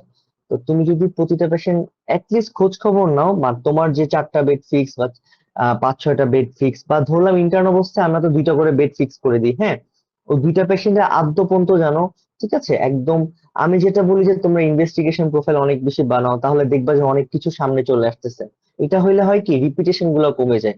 আমরা কিন্তু হয়তো এক পরীক্ষা অ্যানা টেস্ট আগে করা ছিল, বাট এখানে এসে আবার রিপিট দিচ্ছি, আগের টেস্ট গুলা না দেখি। তো কেস সামারিটা সাজানো, হয়তো আগে কিছু একটা ছিল যেটা আমাদেরকে পরবর্তীতে ক্লু দিতে পারে। এমন কোন অটোইমিউন ডিজিজ ছিল যেটা এখন বর্তমানে ট্রিগার করছে। এই জিনিসগুলো কিন্তু খুব কমন। মানে আমি ইন্টার্ন হিসেবে যদি এখন থাকতাম, তাহলে হয়তো এই জিনিসগুলোতে ফোকাস করতাম, যে কেস সামারিটা, আমার যে 2টা bed, case summary, investigation profile, বা ট্রেনি হিসেবেও এগুলা অ্যাবসলিউটলি মানে নখদর্পণে রাখা। এবং আরেকটা জিনিস, মানে প্রতিদিনের পড়া প্রতিদিন পড়া। ধরো যখন রাউন্ড হয় না আমাদের সময়, মানে এখন ট্রেনিং অবস্থা দেখতেছি মেইন পড়াশোনাটা হয় আসলে রাউন্ডে। ঠিক আছে, শুভ শুভ হয়তো এগ্রি করবি। মানে আমরা রাউন্ডের জন্য বেসিক্যালি ওয়েট করি, কারণ রাউন্ডে হয় কি, আগের দিনের সাথে নতুন কোন খেলাটা যুক্ত হচ্ছে, নতুন কি চিন্তা ভাবনা যুক্ত হচ্ছে। হ্যাঁ, আগের দিন একটা চিন্তা, আচ্ছা ঠিক আছে, স্যার হয়তো এভাবে ভাবতেছে, সিনিয়র ভাই আপুরা এভাবে ভাবতেছে। এই যে থিঙ্কিং প্রসেসটা, মানে নতুন নতুন, ধরো মুকুট যুক্ত হইলো তোমার একটা, মানে তুমি যে একটা পাথওয়ে আগাচ্ছ, নতুন নতুন জিনিস তোমার সাথে অ্যাড হচ্ছে। আর ট্রেনিং হিসেবে কোন জিনিসগুলো তুমি খেয়াল রাখবা, এখন কিন্তু নতুন নতুন গাইডলাইন আসতেছে। ধরো আমি এটা অনেককেই বলি যে আমরা আসলে যে ডেভিশনটা পড়ি এটা আসলে 4 বছর পুরনো, নতুন একটা ডেভিশন আসতেছে কিন্তু, ঠিক আছে, সামনের মাসে মে মাসে আসছে 25তম এডিশন আসতেছে। তা বেসিক্যালি আগের ডিভিশন আগের 4 বছর, এই 25তম এডিশনও কিন্তু আগের লাস্ট 4 বছরে, বুঝছো? So always up to date থাকবা, রিসেন্ট গাইডলাইন পড়বা। রিসেন্ট ধরো যে আপ টু ডেট যদি সাবস্ক্রিপশন নিতে পারো খুব ভালো, অথবা ধরো যে বিভিন্ন জার্নাল, প্রেজেন্টেশন এগুলো অ্যাটেন্ড করবা, ওয়ার্কশপ গুলো অ্যাটেন্ড করবা, ঠিক আছে। একটা পর্যায়ে ছিল আমি যখন তোমাদের মতো ইন্টার্ন ছিলাম শুধু খাওয়ার জন্য যাইতাম সিএমই, তখন বুঝতাম না। এখন আসলে যাই কি, ধরো নতুন কি কি আপডেট আসে সেটা জানার জন্য। ওই যে মাথার মধ্যে স্ট্রাইক করছে যে আসলে তো আমার দিন শেষে আমার ফ্যামিলি মেম্বারদের ট্রিট করতে হবে, ঠিক আছে। আমার যদি আপনজন অসুস্থ হইতো, আমার যাতে নলেজের অভাব পেশেন্টকে কোনোভাবে এফেক্ট না করে, হ্যাঁ, এই জিনিসগুলো যখন তোমার মধ্যে রিয়ালাইজেশন আসবে, তখন আমার ঝাড়ি বা শুভ ভাইয়ের ঝাড়ি কোনো কিছু গায়ে লাগবে না। তুমি নিজেই আপন গতিতে কাজ করবা, তোমাদেরকে কেন কিছু বলা লাগবে বলো তো? তোমরা এত কষ্ট করে যখন ডিএমসি তে চান্স পাইছো, আমার মনে হয় না তোমাদেরকে জাস্ট পাথওয়েটা দেখালেই হবে, ঠিক আছে। এই তো মোটামুটি তোমরা যখন যে কেস গুলা পাবা পড়ে ফেলবা। আর হচ্ছে খুব সিনসিয়ার থাকতে হবে, আসলে লেগে থাকতে হবে, সিনসিয়ার থাকতে হবে। এক্সট্রা কিছু পাওয়ার জন্য এক্সট্রা এফোর্ট দিতে হবে। এই উম, শুভ ধন্যবাদ অ্যাড ভাইয়া। করতে পারিস। ভাই, থ্যাংক ইউ, আপনি তো সবকিছুই বলে দিচ্ছেন। আমি কিছু কিছু ক্ষেত্রে মানে আমার মনে হয়েছে ট্রেনিং এর ক্ষেত্রে, ইন্টার্নশিপের ক্ষেত্রে বলবো যে থার্ড ইয়ার যেমন একটা বেসিক টাইম, ইন্টার্নশিপ হচ্ছে একটা বেসিক টাইম। মানে আমরা যে চিকিৎসা লাইফে বা আমাদের ফিউচার লাইফে আমরা কেমন চিকিৎসক হবো, সেটা ইন্টার্নশিপে আমরা আসলে বুঝে যাবো যে আসলে আমরা কেমন অ্যাপ্রোচে আগাই। এটা এক একজনের অ্যাপ্রোচ এক এক রকম। আমি তো নিজে আমার 2 বছর ট্রেনিং হয়েছে, আমি যে সকল জিনিসগুলো ফেস করছি এবং সেগুলো আমি একটু তোমাদের একটু ভালো মতো শিখতে বলবো। সেটা হচ্ছে যে দুইটা জিনিস আমরা ফাইনাল প্রফে শুধু পাশের জন্য পড়ে যাই, ভালো মতো বেসিক জানি না। একটা হচ্ছে ইসিজি আর একটা হচ্ছে এক্স রে। বিলিভ মি, এই দুইটা ছাড়া তুমি উপজেলাতেও টিকতে পারবা না, এই দুইটা ছাড়া তুমি এমআরসিবি পরীক্ষাতেও টিকতে পারবা না। এক্স রে এবং ইসিজি এই দুইটার টপ টু অনলাইনেও টিকতে বটম। পারবে না, অনলাইনে হোয়াটসঅ্যাপে রিপোর্ট পাঠাবে, বুঝতে পারবে না। হ্যাঁ, সো এক্স রে এবং ECG it is high time যে তোমাদের শেখা লাগবে। এখন বললো না যে ভাই রিসোর্স কোথায়, রিসোর্সের কোনো অভাব নাই, রিসোর্স ঘরে ঘরে এখন সবার কাছে রিসোর্স আছে, অনলাইন আছে, বিভিন্ন কোর্স হয়, বুকস টেক্সট বুক আছে। বাট এক্স রে এবং ইসিজি এই দুইটা যে ভালো মতো পারে সিটি স্ক্যান এমআরআই এর কথা বাদ দিলাম, এক্স রে ইসিজি যে ভালো মতো পারে, সে তোমার সাথে যদি আরেকজন ডাক্তার থাকে, তার কনফিডেন্স লেভেল যদি এখানে থাকে, তোমার কনফিডেন্স লেভেল থাকবে এখানে। তুমি তার থেকে আগে থেকে ইসিজি এক্স রে যে ভালো মতো পারবো, তুমি এখানে দাঁড়ায় থাকবে, অন্যদের চেয়ে কিন্তু তুমি আগে থাকবে। আরেকটা হচ্ছে যে তুমি রেগুলার যে স্কিলের কাজগুলো ট্রেনিং অবস্থায় আসলে শিখে নেওয়া বেটার। কারণ যদিও উপজেলায় আসলে সেগুলো খুব বেশি করার কোনো সুযোগ থাকে না, কিন্তু এটা যখন তুমি পরবর্তীতে আবার করবে, যে পরবর্তীতে কোনো না কোনো সময় আবার মেডিকেল হসপিটালে আসা হবে, তখন কিন্তু এগুলো আবার পরবর্তীতে করতে হবে। স্পেশালি হচ্ছে plural fluid aspiration, acetic fluid aspiration, joint fluid aspiration, arterial blood gas analysis, lumber puncture, কমপক্ষে বেসিক এই কয়েকটা প্রসিডিওর গুলো অ্যাটলিস্ট একটা টাচ টাচ নিয়ে যাওয়া, যাতে যে ভবিষ্যতে তুমি এগুলো করতে পারো। এবং উপজেলায় বেনিফিট আছে যে তোমরা অনেক জায়গায় শুনেছো যে ক্যাপ ডিউটি, এবং বিভিন্ন বেসরকারি ক্লিনিকে তুমি যদি প্রসিডিওর গুলো তখন করতে পারো, সেই ক্ষেত্রে কিন্তু এক্সট্রা পেমেন্ট হয় সেগুলোর ভিত্তিতে। তোমরা কিন্তু সেটার জন্য ক্যাপ ডিউটিতে এক্সট্রা পেমেন্ট পাবা। আরেকটা যেটা সবচেয়ে নেগলেক্টেড পার্ট, আমরা যেটা সাকিব ভাই, আমার কাছে যেটা মনে হয় যে ইন্টার্ন এবং ট্রেনিরা যেটাকে সবচেয়ে বেশি নেগলেক্ট করে, সেটা হচ্ছে ফ্রেশ অর্ডার করা। একটা ফ্রেশ অর্ডার করতে গেলে ট্রু ট্রু। কেউ যদি বুঝে শুনে একটা ফ্রেশ অর্ডার করে, তার মানে তখন তার কিন্তু সেই ডিজিজের আসলে তুমি যদি ট্রিটমেন্টটা নাও জানো, কেউ যদি তুমি জাস্ট একটা ফ্রেশ অর্ডার করো, তোমার কিন্তু সেই ট্রিটমেন্টটা, সেই ডিজিজের ট্রিটমেন্ট সম্পর্কে একটা আইডিয়া হয়ে যাবে। কিন্তু আমরা আসলে ফ্রেশ অর্ডার করাটাকে ক্লারিক্যাল জব মনে করি, আমরা সেটাকে আসলে ব্রেন স্টর্মিং এর কোনো কিছু মনে করি না। আমরা কোশ্চেন করি না যে কেন এই জায়গায় এই ওষুধটা অ্যাড হইলো। এটা নিজেকে কোশ্চেন করতে হবে যে স্যার এখানে আসলে সিনিয়র ভাইদের হেল্প নেবে, সাকিব ভাই এখানে এই কোশ্চেন ওষুধটা আসলে করবা, কেন দিলেন, কোশ্চেন এটা আমি তুমি চাই কোশ্চেন আমাকে করো। কোশ্চেন করো, ভাইয়া এটা অমিত কেন, এটা স্টার্ট ফ্রম কেন, কোশ্চেন করো আমাকে, আটকাও লিটারালি। সাকিব ভাই এটা আমি দেখছি, আমার অবজারভেশন, এবং I am sorry to say যে হচ্ছে বর্তমানে যারা ইন্টার্নরা আছো, যারা 77, 6, 78 সামনে আসবে, অনেকের মাঝেই এই মনোভাব পরিলক্ষিত করেছি যে তোমরা হচ্ছে রাউন্ডে পিছের দিকে থাকতে চাও এবং স্যারদের সাথে কোশ্চেন করতে চাও না। এটা আমাকে একটু পীড়া দেয়, সাকিব ভাইকেও হয়তো পীড়া দেয়, যে ইন্টার্নরা থাকবে একদম সামনে, সবার সামনে থাকবে, এবং ইন্টার্নরা স্যারদের গপাগপ কোশ্চেন করবে, ডানে বামে কোশ্চেন করবে, স্যারকে দম ফেলার সুযোগ দিবে না। যে কিন্তু আমাদের ইন্টার্নরা কেন জানি ভয়ে ভয়ে থাকে, ভয়ে ভয়ে থাকলে তো হবে না, ভয়ে ভয়ে থাকলে আসলে শেখা যাবে না। আহ, এবং বললাম তো, স্যারদের রেস্ট নিতে দেওয়া যাবে না, একটার পর একটা কোশ্চেন করাই লাগবে আর কি। করলে স্যাররাও তোমাকে একটু চিনবে, প্লাস তোমার নিজের যে নলেজের গ্যাপ গুলো আছে সেগুলো কাভার হবে। সিলি কোশ্চেন হোক, ভয় পাওয়ার কিছু নাই। স্যাররা আসছে, স্যাররা আনসার দিবে, স্যাররা না পাইলে আমরা আছি, আমরা না পাইলে আমাদের জুনিয়রদের, মানে তোমরা জাস্ট কোশ্চেন করবে যে ভাই এটা কেন, ওইটা কেন, এটা কেন, ওইটা কেন। জাস্ট কোশ্চেন করার হ্যাবিটটা থাকতে হবে, না হলে আসলে কোশ্চেন না করলে আসলে কিন্তু ডিএমসি তে এখন কারেন্ট কি যে কন্ডিশন, সাকিব ভাইয়ের মতো হাতে গোনা দুই একজন মানুষ বাদে তোমাদের কেউ হাতে ধরে শিখাইতে আসবে না, আসবে না, আসবে না। ভাই আমরা যখন ছিলাম, আমাদের ইউনিট গুলোতে যখন আমরা ছিলাম, এই 48 বিসিএস এর পোস্টিং এর পরে হিউজ অ্যামাউন্ট একটা ডিএমসিএন বাল্ক চলে গেছে ঢাকা মেডিকেল থেকে। ফলে যে এখন ট্রেনি লেভেলে আসলে খুব বেশি ডিএমসিএন নাই যারা তোমাদের হাতে ধরে শিখাবে, হয় তোমাদের কোশ্চেন করতে হবে, নিজেদের যে নলেজ যেটা সেটা তোমার নিজেদেরই আদায় করতে হবে। তো এই ক্ষেত্রে একটু সচেতন হতে হবে সাকিব ভাই। হ্যাঁ, এটা খুব একটা ভালো পয়েন্ট বলছিস। তারপরে আমি মনে করি কি, ধরো তুমি ডিএমসিএন পাইলা না, বাট ওয়ার্ডে সিনসিয়ার দেখবা যে অন্যান্য মেডিকেলও সিনসিয়ার দেখবে এক দুজন থাকে কিন্তু, হ্যাঁ, তাদেরকে তোমরা পিক আপ করবা, বুঝছো?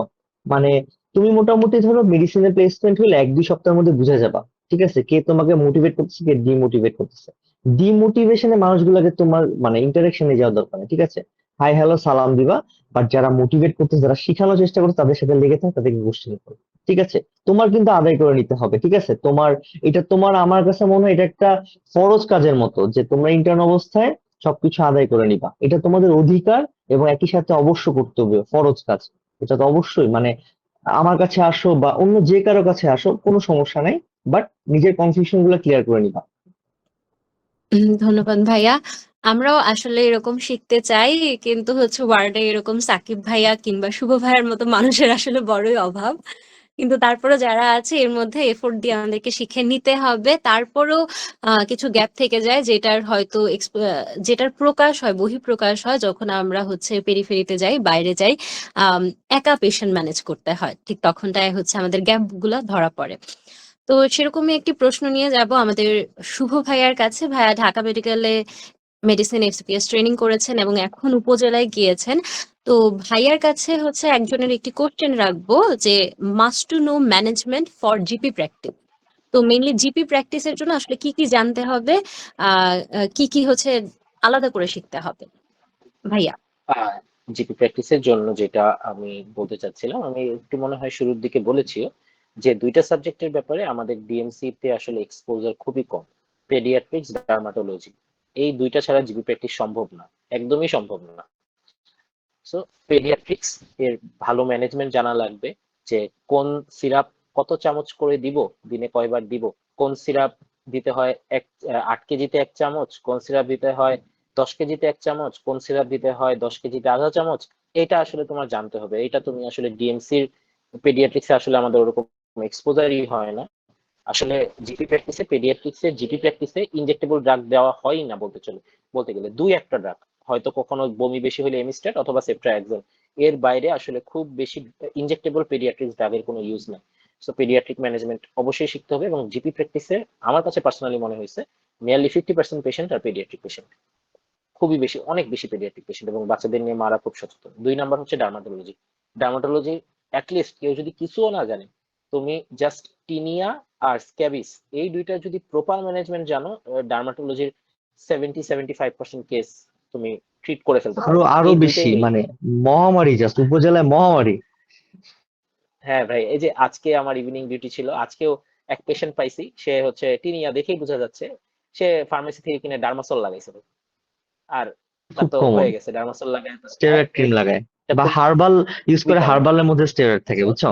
হ্যাঁ, স্টেরয়েড থাকে তো ওইটা আরো ফ্লেয়ার আপ হয়ে যায়, আরো খারাপ হয়ে যায়। সো জাস্ট টিনিয়া এবং স্ক্যাবিস এই দুইটার ম্যানেজমেন্ট মাস্ট জানতে হবে। এটার পাশাপাশি just এক্সিমা, psoriasis, acne, just common dermatological common management গুলো, এগুলো জানা খুব বেশি ইম্পর্টেন্ট। জিপি প্র্যাকটিসে আসলে সার্জিক্যাল যদি কিছু করার সুযোগ, খুব বেশি কিছু করার সুযোগ নেই।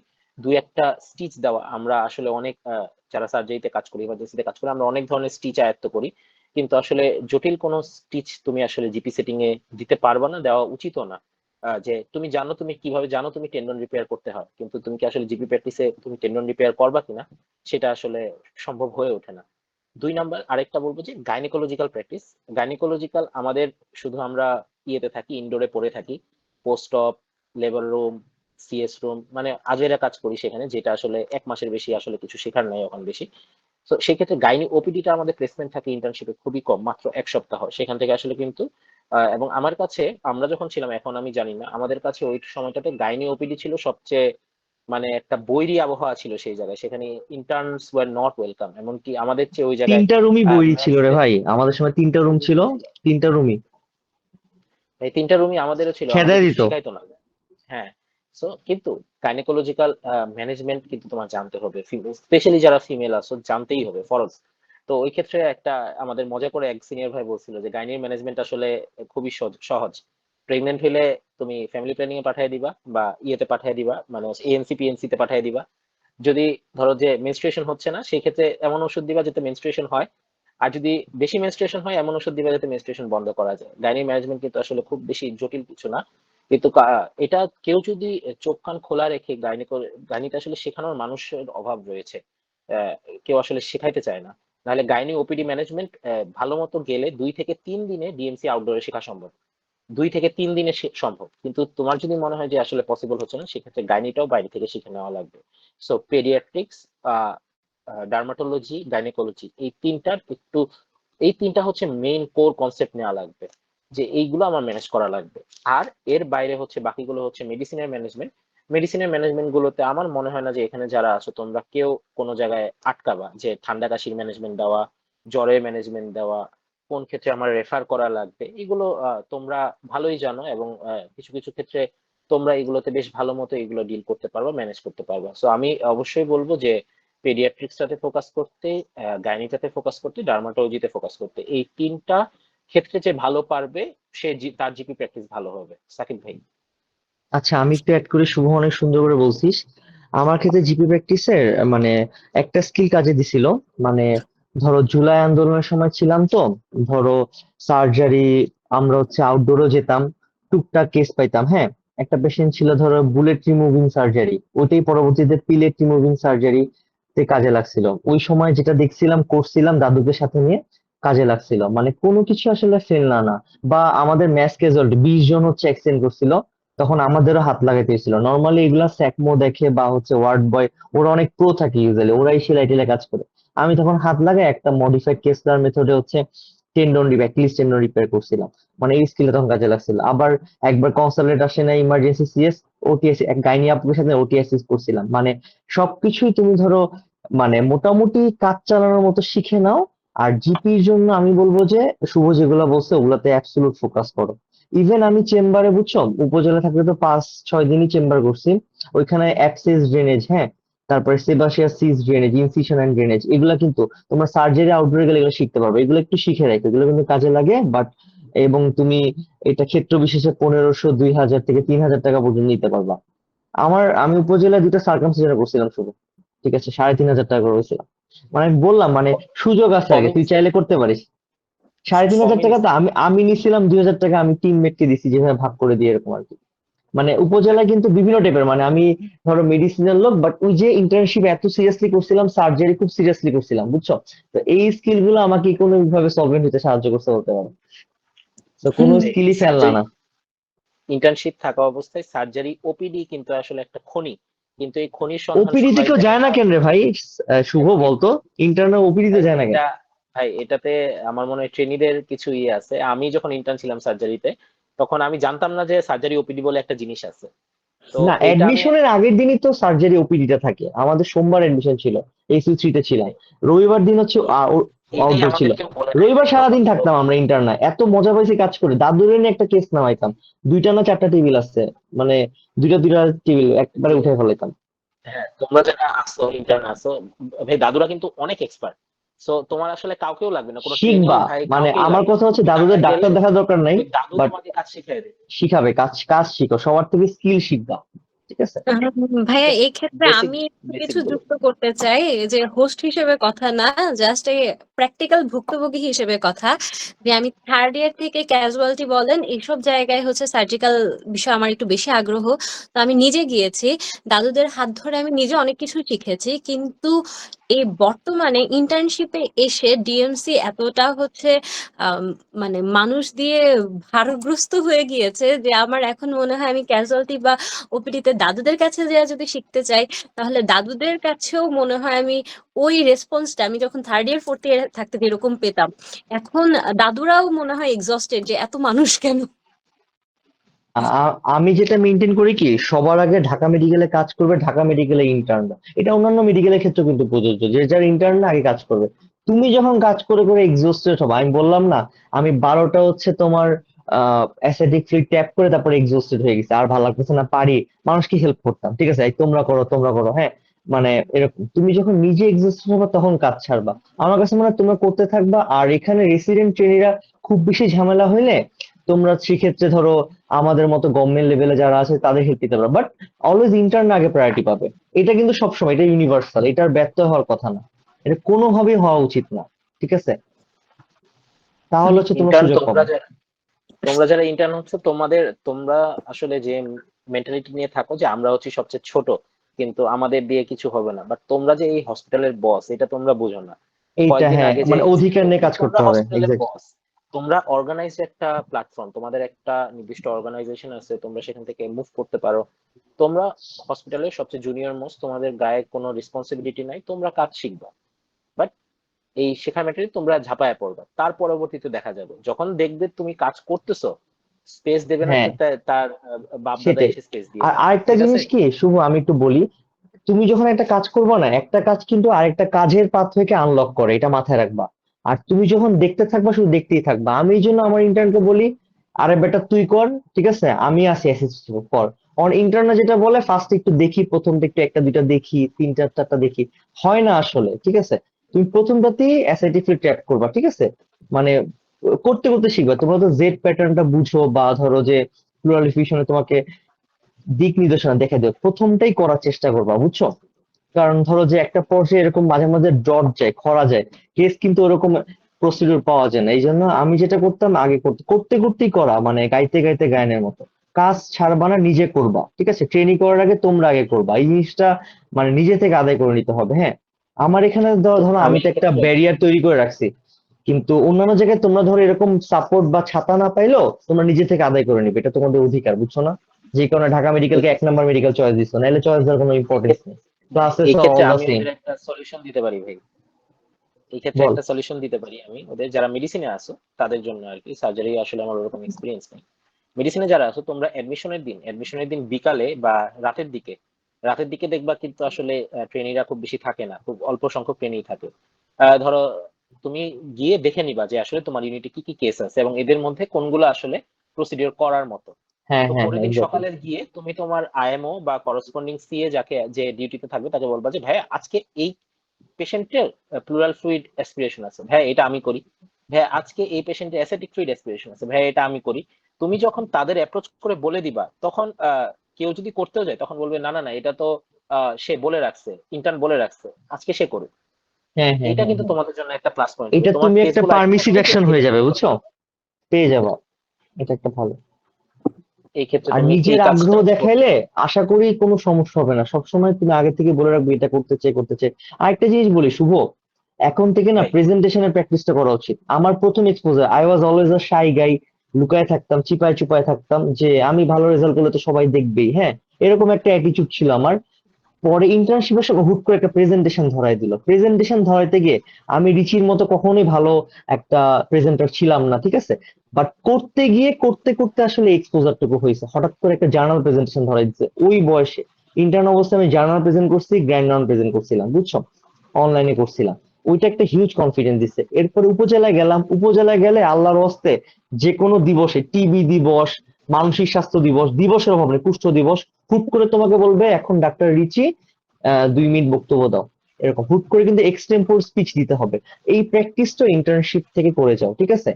মানে ধরো তোমরা যারা ক্লাব করো তাদের তো একটা এক্সপোজার আছে, যারা আমার মতো শাই ছিলা এককালে, বাট আস্তে আস্তে গ্রেডেড এক্সপোজারের মাধ্যমে তোমার এটা ওভারকাম করতে হবে, ঠিক আছে। এখন থেকে প্রেজেন্টেশন গুলা করবা। আমি কিন্তু ইন্টার্নদের করাই, আমার ইন্টার্ন অনেকেই প্রেজেন্ট করছে, বুঝছো।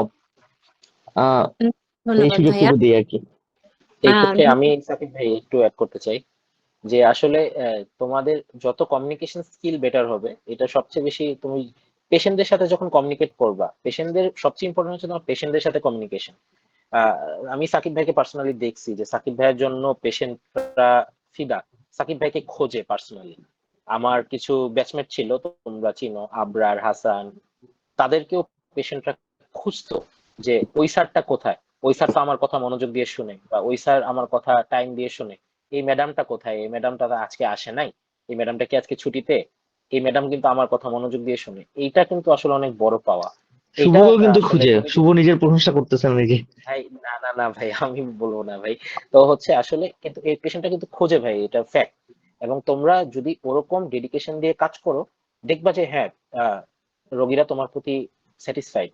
কিন্তু তুমি যদি এই যে ক্যাজুয়ালি আসো, ক্যাজুয়ালি যাও, আলটিমেটলি পেশেন্টদের সাথে ইমোশনাল লিঙ্কেজটা হবে না। আলটিমেটলি ইমোশনাল, হ্যাঁ, তুমি পেশেন্টের এই র্যাপো ট্রিটমেন্ট বিল্ড করবা, আপটা হবে না। মানে তুমিও সব স্যাটিসফ্যাকশন পেশেন্ট পাবা না, কিন্তু পেশেন্টও বাঁচাইতে স্যাটিসফ্যাকশন। পারবা না, বাট তুমি যে ইফোর্টটা দিছো না এটা ইম্পর্টেন্ট। শুভ, আমার 2021 সালে প্লেসমেন্টের সময় একটা পেশেন্ট মারা গেছিল, বুঝছিস, তার ছেলে মারা গেছে পেশেন্ট, আমি লিটারালি কিছুই করতে পারিনি, হ্যাঁ, খালি আগের দিন হচ্ছে অ্যাসিডিক ফিডটা ট্যাপ করছিলাম, এখন তার এমনই অবস্থা ছিল, এত অ্যাডভান্স স্টেজে ছিল, সিএলডি, মারাই গেছে দিন শেষে, কারণ সে প্রোটিন অ্যালবুমিন অ্যাফোর্ড করতে পারেনি। আমি তখন দৌড়াদৌড়ি করছিলাম তার জন্য, সমাজ কল্যাণে 5,000 টাকা এনে দেওয়া, ওষুধ কোম্পানিকে প্রেসার দেওয়া, আপনি দিবেন না কেন, ওনাকে দেন, বাঁচান, এই যে এফোর্ট গুলো দেওয়া। সে ঠিকই যাওয়ার আগে আমার জন্য মানে অনেক কিছু রেখে গেছিল, গ্রামের সেই টাটকা সবজি, মানে ইন্টার্ন লাইফে আমি জিনিসগুলো পাইছিলাম, আমি না মানে আশা করিনি।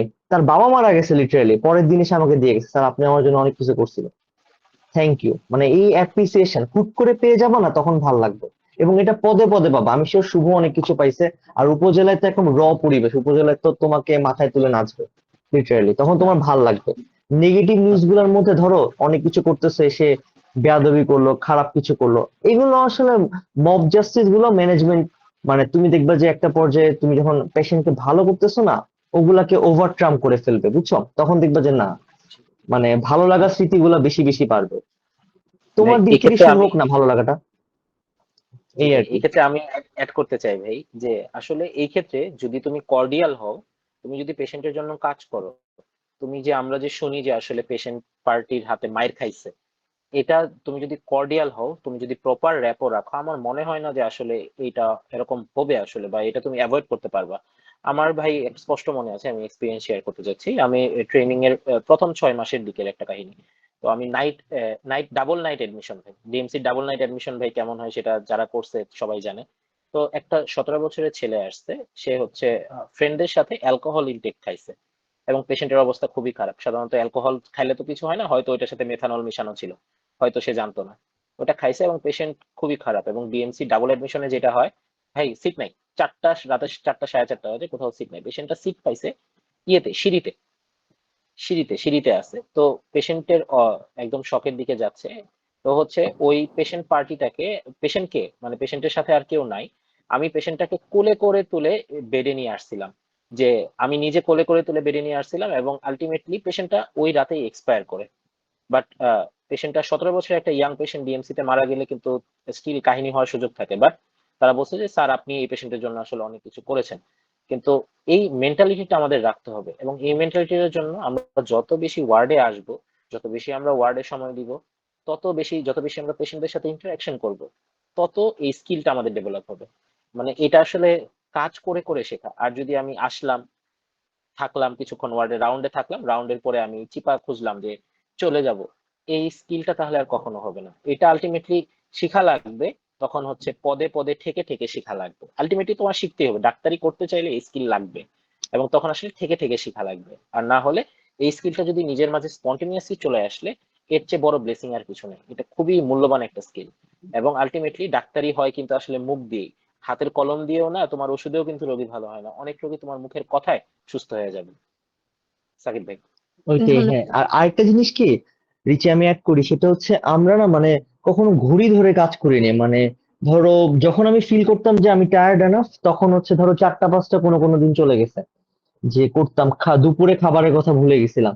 ওই লেভেলে আসলে তোমরা একটু ডেডিকেশন শো করো, দেখবা এটা ফেরত আসবে ইনশাল্লাহ। হ্যাঁ, মানে হয়তো তুমি ইনস্ট্যান্ট কোনো কিছু রিওয়ার্ড পাবা না, but in the long run তুমি কিছু না কিছু পাবা, বুঝছো? আল্লাহ তোমাকে, মানে আল্লাহ সৃষ্টিকর্তা তোমাকে অন্যভাবে দেখবা যে কিছু না কিছু দিছে, ঠিক আছে? এটা তোমরা ফিল করো। এবং আমার কাছে মনে হয় যে তোমরা জাস্ট পেশেন্টের ভালোর জন্য লেগে থাকো আর কি। কারণ ঢাকা মেডিকেল আসলে খুবই দরিদ্র পেশেন্ট, আমি এটা আফসোস করি যে সবাই সবকিছু জানে, ট্রিটমেন্ট প্রোটোকল জানে সবকিছু, কিন্তু আমরা আগাইতে পারতেছি না। এই যে একটা মানে, মানে আমার যে একটা মেন্টাল ডিলেমা কাজ করে, মানে আমি খুব খারাপ লাগে আসলে। আমি শুভর সাথে শেয়ার করছি যে আমরা কখনো কিছু, আমরা পুরো ফান্ড মেনটেন করি, যেভাবে সাহায্য করা যায় সবকিছু মিলে চেষ্টা করো আর কি পেশেন্ট গুলার জন্য। পেশেন্টকে মানে একদম জাস্ট লেগে থাকো আর কি, বুঝছো না?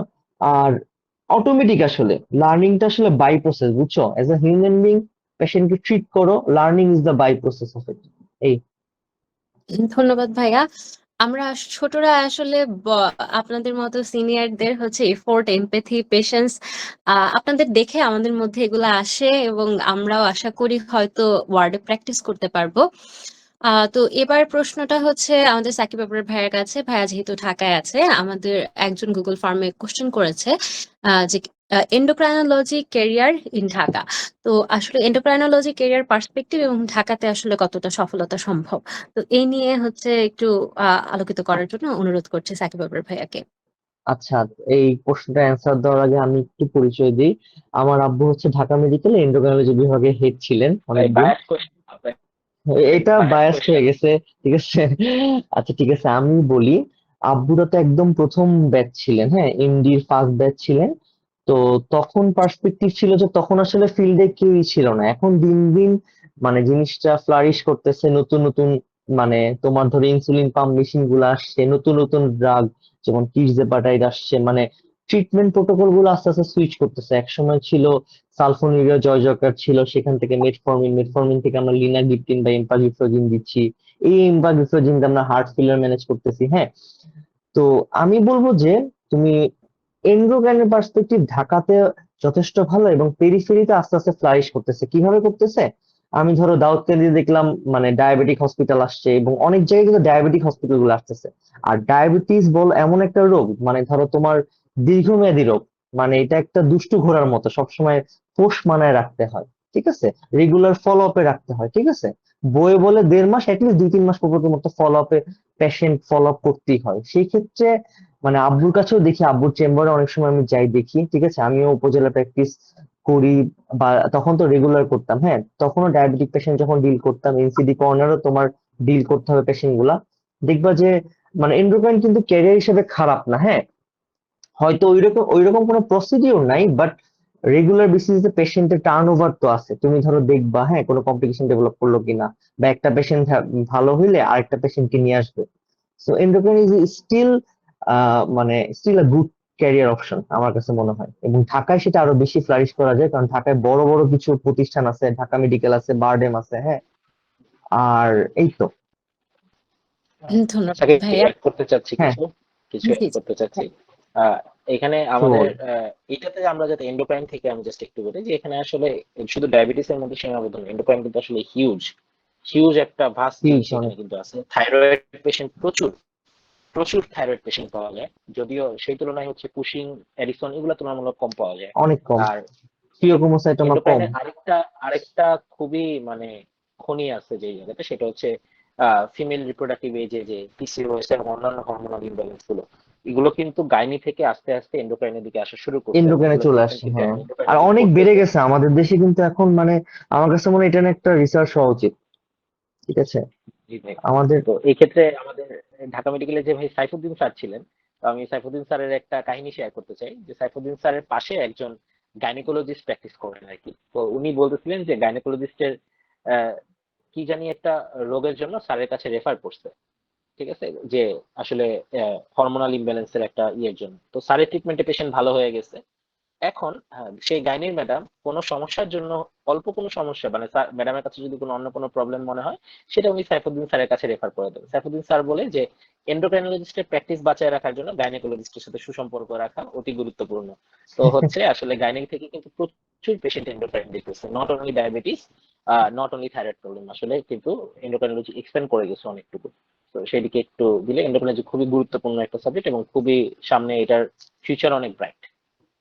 সামনে ধরো বড় বড় সিনড্রোম আসতেছে, মানে মেটাবলিক সিনড্রোম, মেইন সিনড্রোম, এগুলো যখন এত বেশি ফ্লারিশ করতেছে, তো ডায়াবেটিস শুধু না, আমার কাছে মনে হয় এন্ডোক্রাইন খুবই ভালো একটা ক্যারিয়ার অপশন, হ্যাঁ কেউ যদি প্যাশনের থেকে, যে খুবই মানে খুবই ভালো সাবজেক্ট আমার কাছে মনে হয়। ধন্যবাদ ভাইয়া। আশা করি যে কোশ্চেনটি করেছে তার হচ্ছে পর্যাপ্ত ধারণা হয়েছে এই সম্বন্ধে। তো ভাইয়া, এরই মধ্যে আমরা আসলে মূলত কেরিয়ার রিলেটেড যে কোশ্চেন গুলো ছিল সেগুলো মোটামুটি আমরা সবগুলো কভার করেছি। ইতোমধ্যে আমরা প্রায় 1 ঘন্টা 40 মিনিট ধরে আমরা সেশনটি কন্ডাক্ট করছি, খুব দ্রুতই আমাদের শেষ করতে হবে। এবার আমাদের কিছু কোশ্চেন আছে যেগুলো মূলত একদম পেশেন্ট ম্যানেজমেন্ট নিয়ে, একদম স্পেসিফিক কিছু পেশেন্ট ম্যানেজমেন্ট নিয়ে কোশ্চেন করেছে। আম, ধন্যবাদ জানাই যারা এই ধরনের হচ্ছে কোশ্চেন গুলো করেছে, আসলে ডে টু ডে লাইফে আমাদের হয়তো লাগে এগুলো।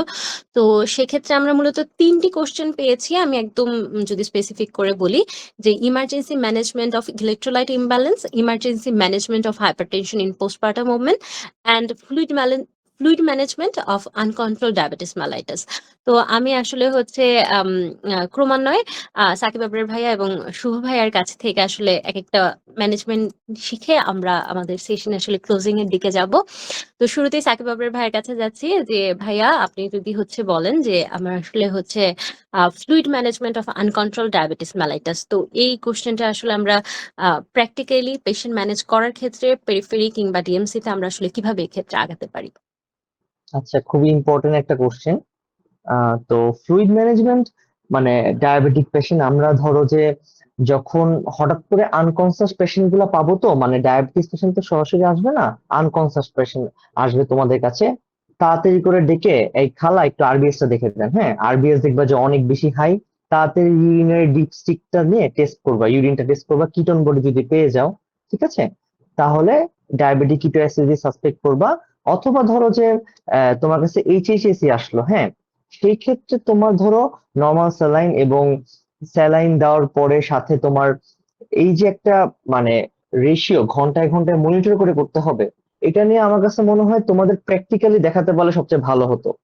শুভ কিছু অ্যাড করবি নাকি? মনে হয় আমাদের আসলে এগুলা হচ্ছে একদম প্র্যাকটিক্যালি শেখার বিষয়, মানে ওয়ার্কশপ। ডিকের কেস আসলে না দেখলে, মানে থিওরি পড়ে ওই 0.9%, 1 ঘন্টা 2 ঘন্টা 4 ঘন্টা 6 ঘন্টা এরকম করতে থাকবে, এটা ভাই আপনি নিজে ম্যানেজ একদম করতে পারলে ভালো হতো। অ্যাকুরেট হ্যাঁ বলেছেন আর কি। ভাই শুরুতে যখন এই যে এদের মতো যে আমি যখন ইন্টার্ন ছিলাম, আমার কাছে ডিকে পেশেন্ট এইটা আসলে থিওরি। ভয় লাগতো যে আমি আমি আশেপাশে তাকাইতাম কিরে কোনো সিনিয়র ভাই আপু আছে কিনা, যে এটা তো আমি ম্যানেজ করতে পারবো না।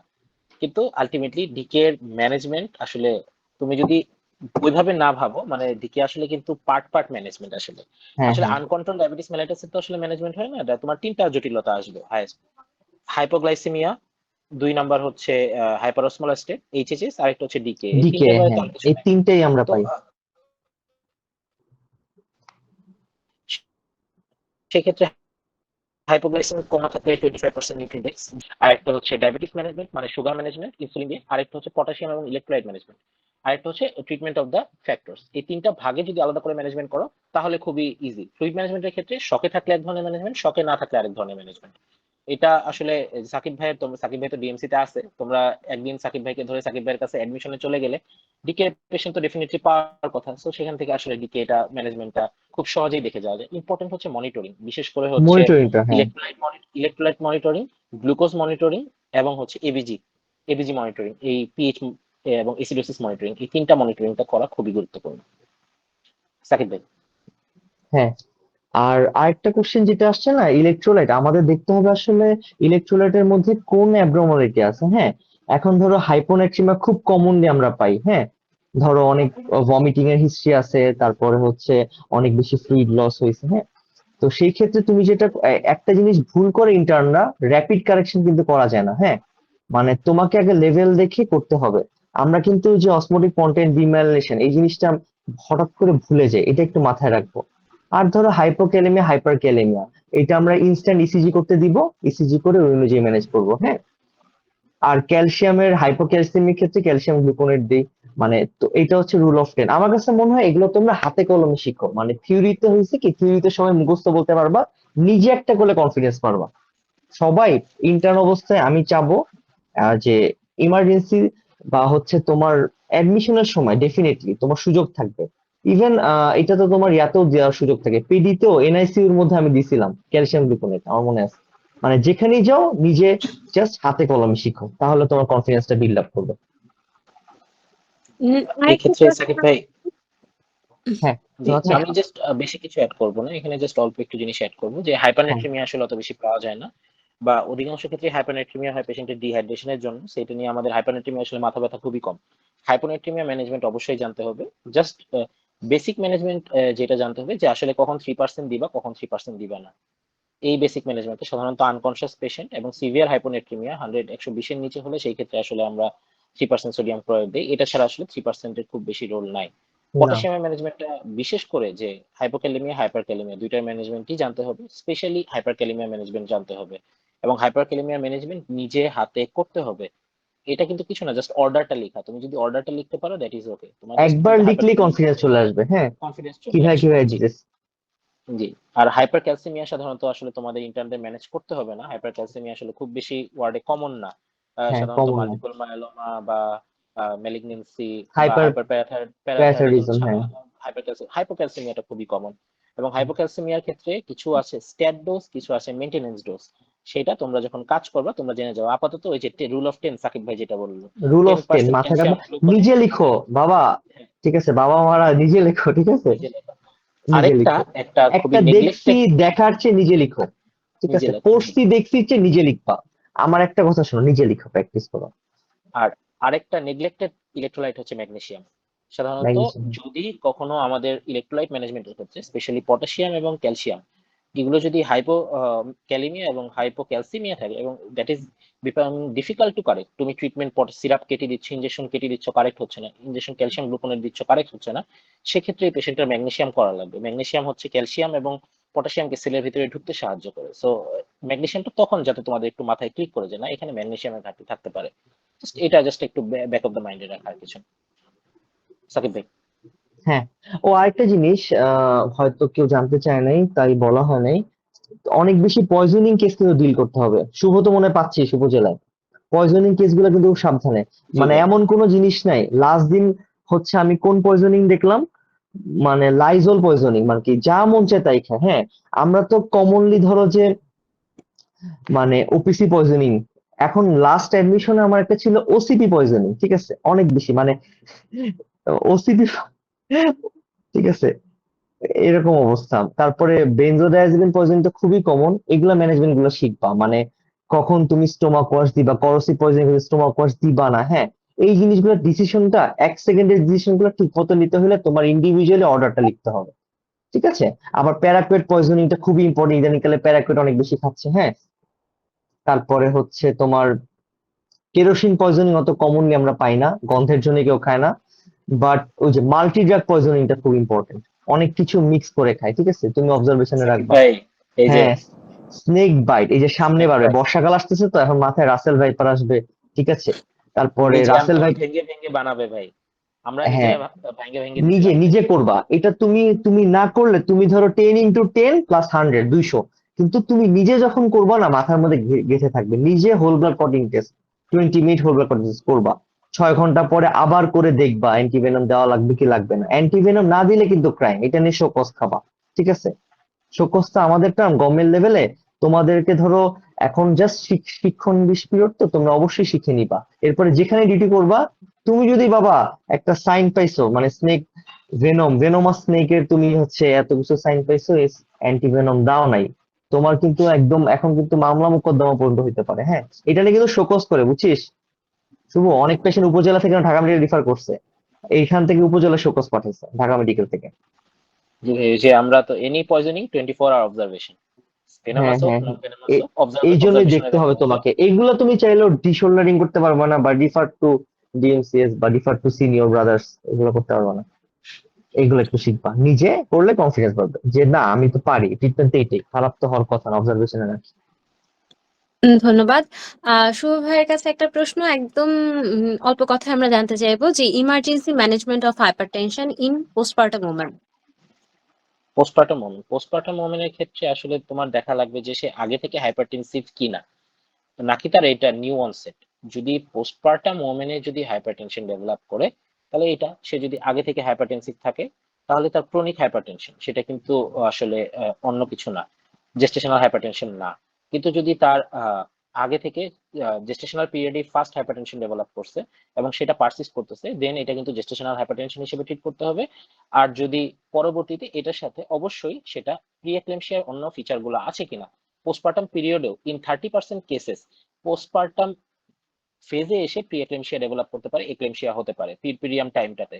ফলে পিরপিরিয়াম টাইমটাতেও হাই প্রেশারটাকে ইগনোর করা যাবে না, সেই ক্ষেত্রে আমার হাই প্রেশারটাকে মনিটর করতে হবে। এবং আহ, সব জিনিস সেই ক্ষেত্রে হচ্ছে কি দিতে পারবো না, এসি ইনহিবিটর, এআরবি, এগুলা ইউজ করা যাবে না, এগুলা ইউজ থেকে বিরত থাকা লাগবে। এগুলো ব্যতীত অন্যান্য ড্রাগ গুলো, মেইনলি ক্যালসিয়াম চ্যানেল ব্লকার গুলো, তারপরে হচ্ছে আলফা ব্লকার, বিটা ব্লকার, এগুলো প্রেগনেন্সিতে সেফ, এগুলো আমরা দিতে পারবো। জাস্ট পোস্টপার্টাম পেশেন্টের ক্ষেত্রে আমরা যদি তাদেরকে অ্যান্টি হাইপারটেনসিভ দিতে চাই, সেটা যাতে এসি ইনহিবিটর, এআরবি না দেয়, এগুলোতে সমস্যা হতে পারে। প্রেগনেন্ট ওমেনদের আমরা এসি ইনহিবিটর, এআরবি গুলো দিব না। তাহলে জাস্ট যদি আগে থেকে প্রেশার থাকে, সেটা ক্রনিক হাইপারটেনশনের ম্যানেজমেন্ট। যদি তার নতুন জেস্টেশনাল হাইপারটেনশন হয়, সেই ক্ষেত্রে তার প্রি এক্লেমশিয়া, এক্লেমশিয়ার ফিচার গুলো আছে কিনা সেগুলো এক্সট্রিট করে নিতে হবে, এবং টেরাটোজেনিক এবং ব্রেস্ট ফিডিং এর মাধ্যমে এক্সট্রিট হয়, এই অ্যান্টি হাইপারটেনসিভ গুলো প্রেসক্রাইব করা যাবে না। সাকিব ভাই। হ্যাঁ, ভালো বলছিস। ওকে, ধন্যবাদ। ভাইয়া, আমাদের হচ্ছে প্রায় সবারই ঘুমানোর সময় হয়ে গিয়েছে।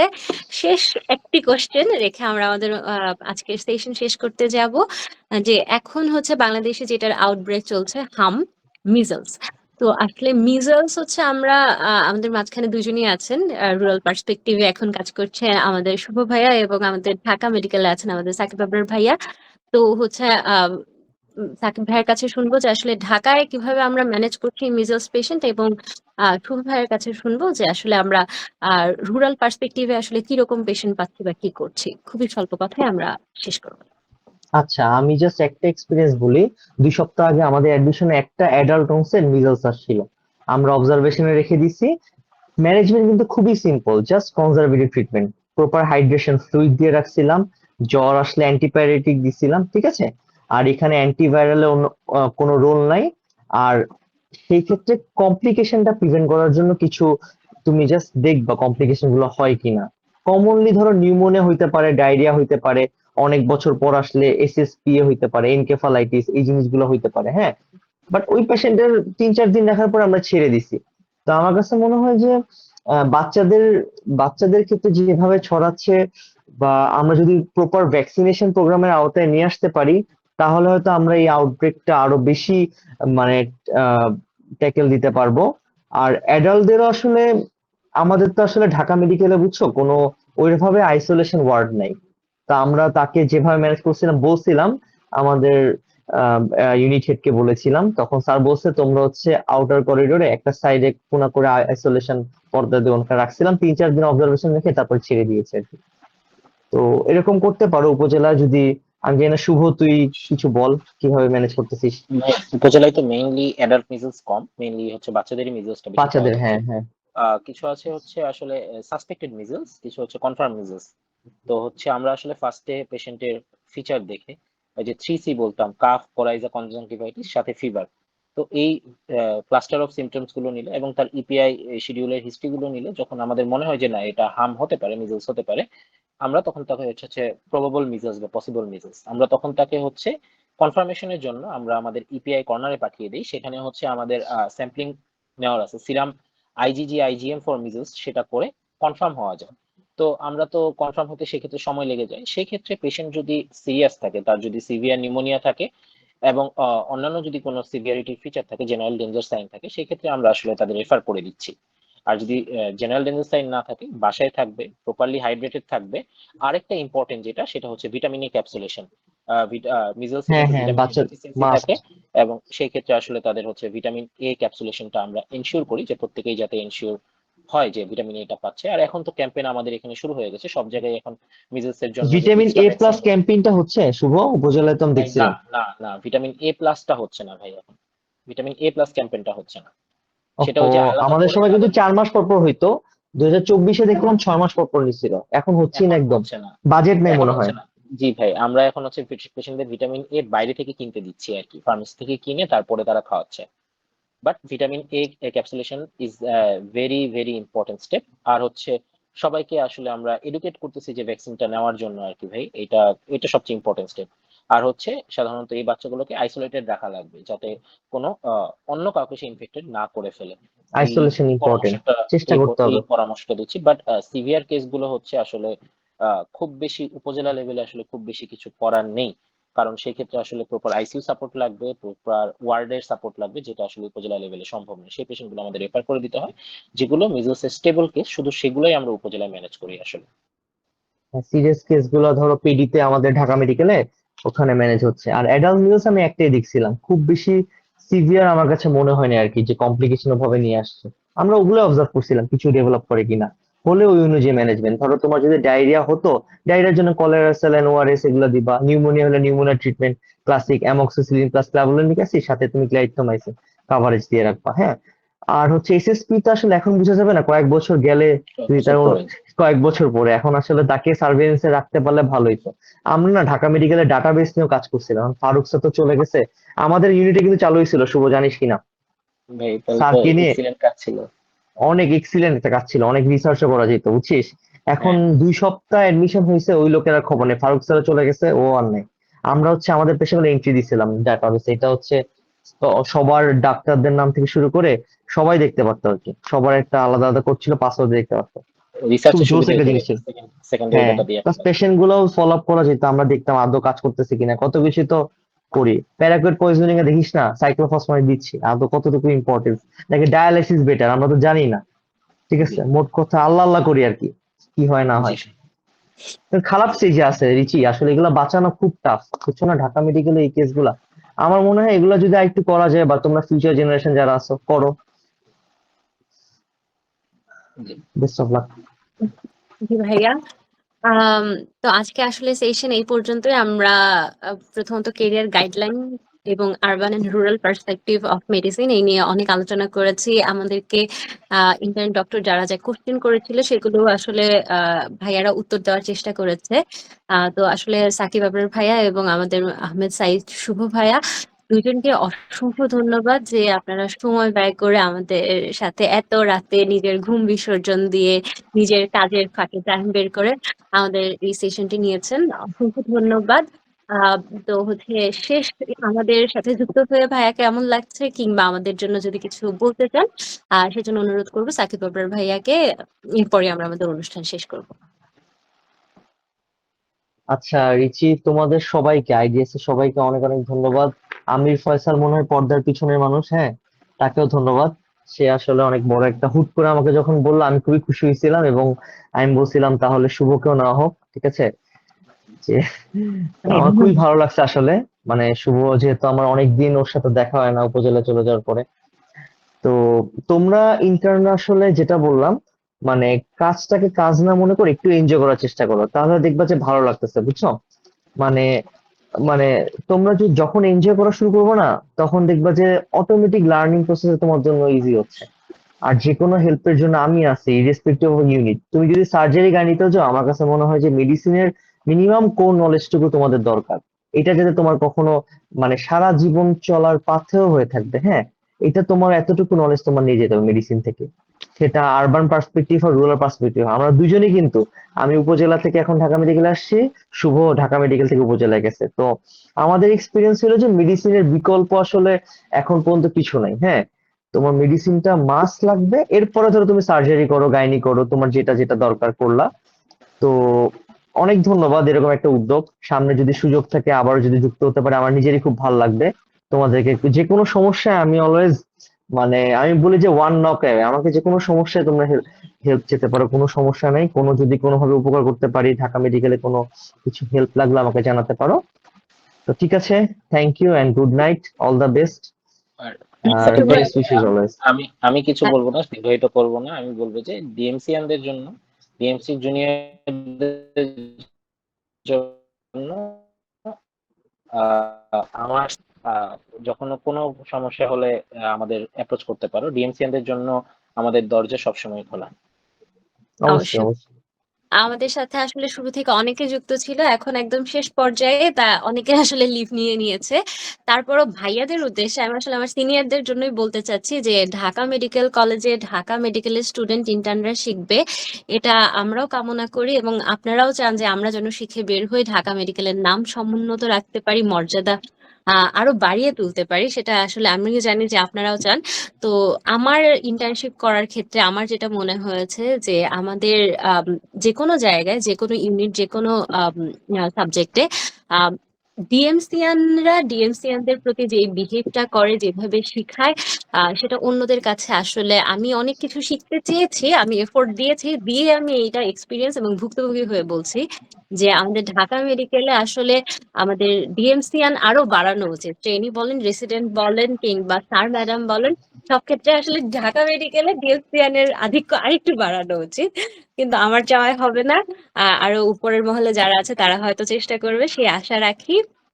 সামনে আমরা আরো এরকম যেন প্রোগ্রাম করতে পারি, সেই আশা ব্যক্ত করে সকলকে শুভরাত্রি জানিয়ে অনুষ্ঠান শেষ করছি। ধন্যবাদ সবাইকে, ধন্যবাদ সাকিব ভাইয়া, ধন্যবাদ শুভ ভাইয়াকে। আচ্ছা, শুভরাত্রি, গুড নাইট। গুড শুভ, নাইট, ভালো আসসালামু থাকিস আলাইকুম। ভাই। সাকিব ভাই দোয়া রাখেন, কালকে মর্নিং। আচ্ছা, আল্লাহ হাফেজ। আল্লাহ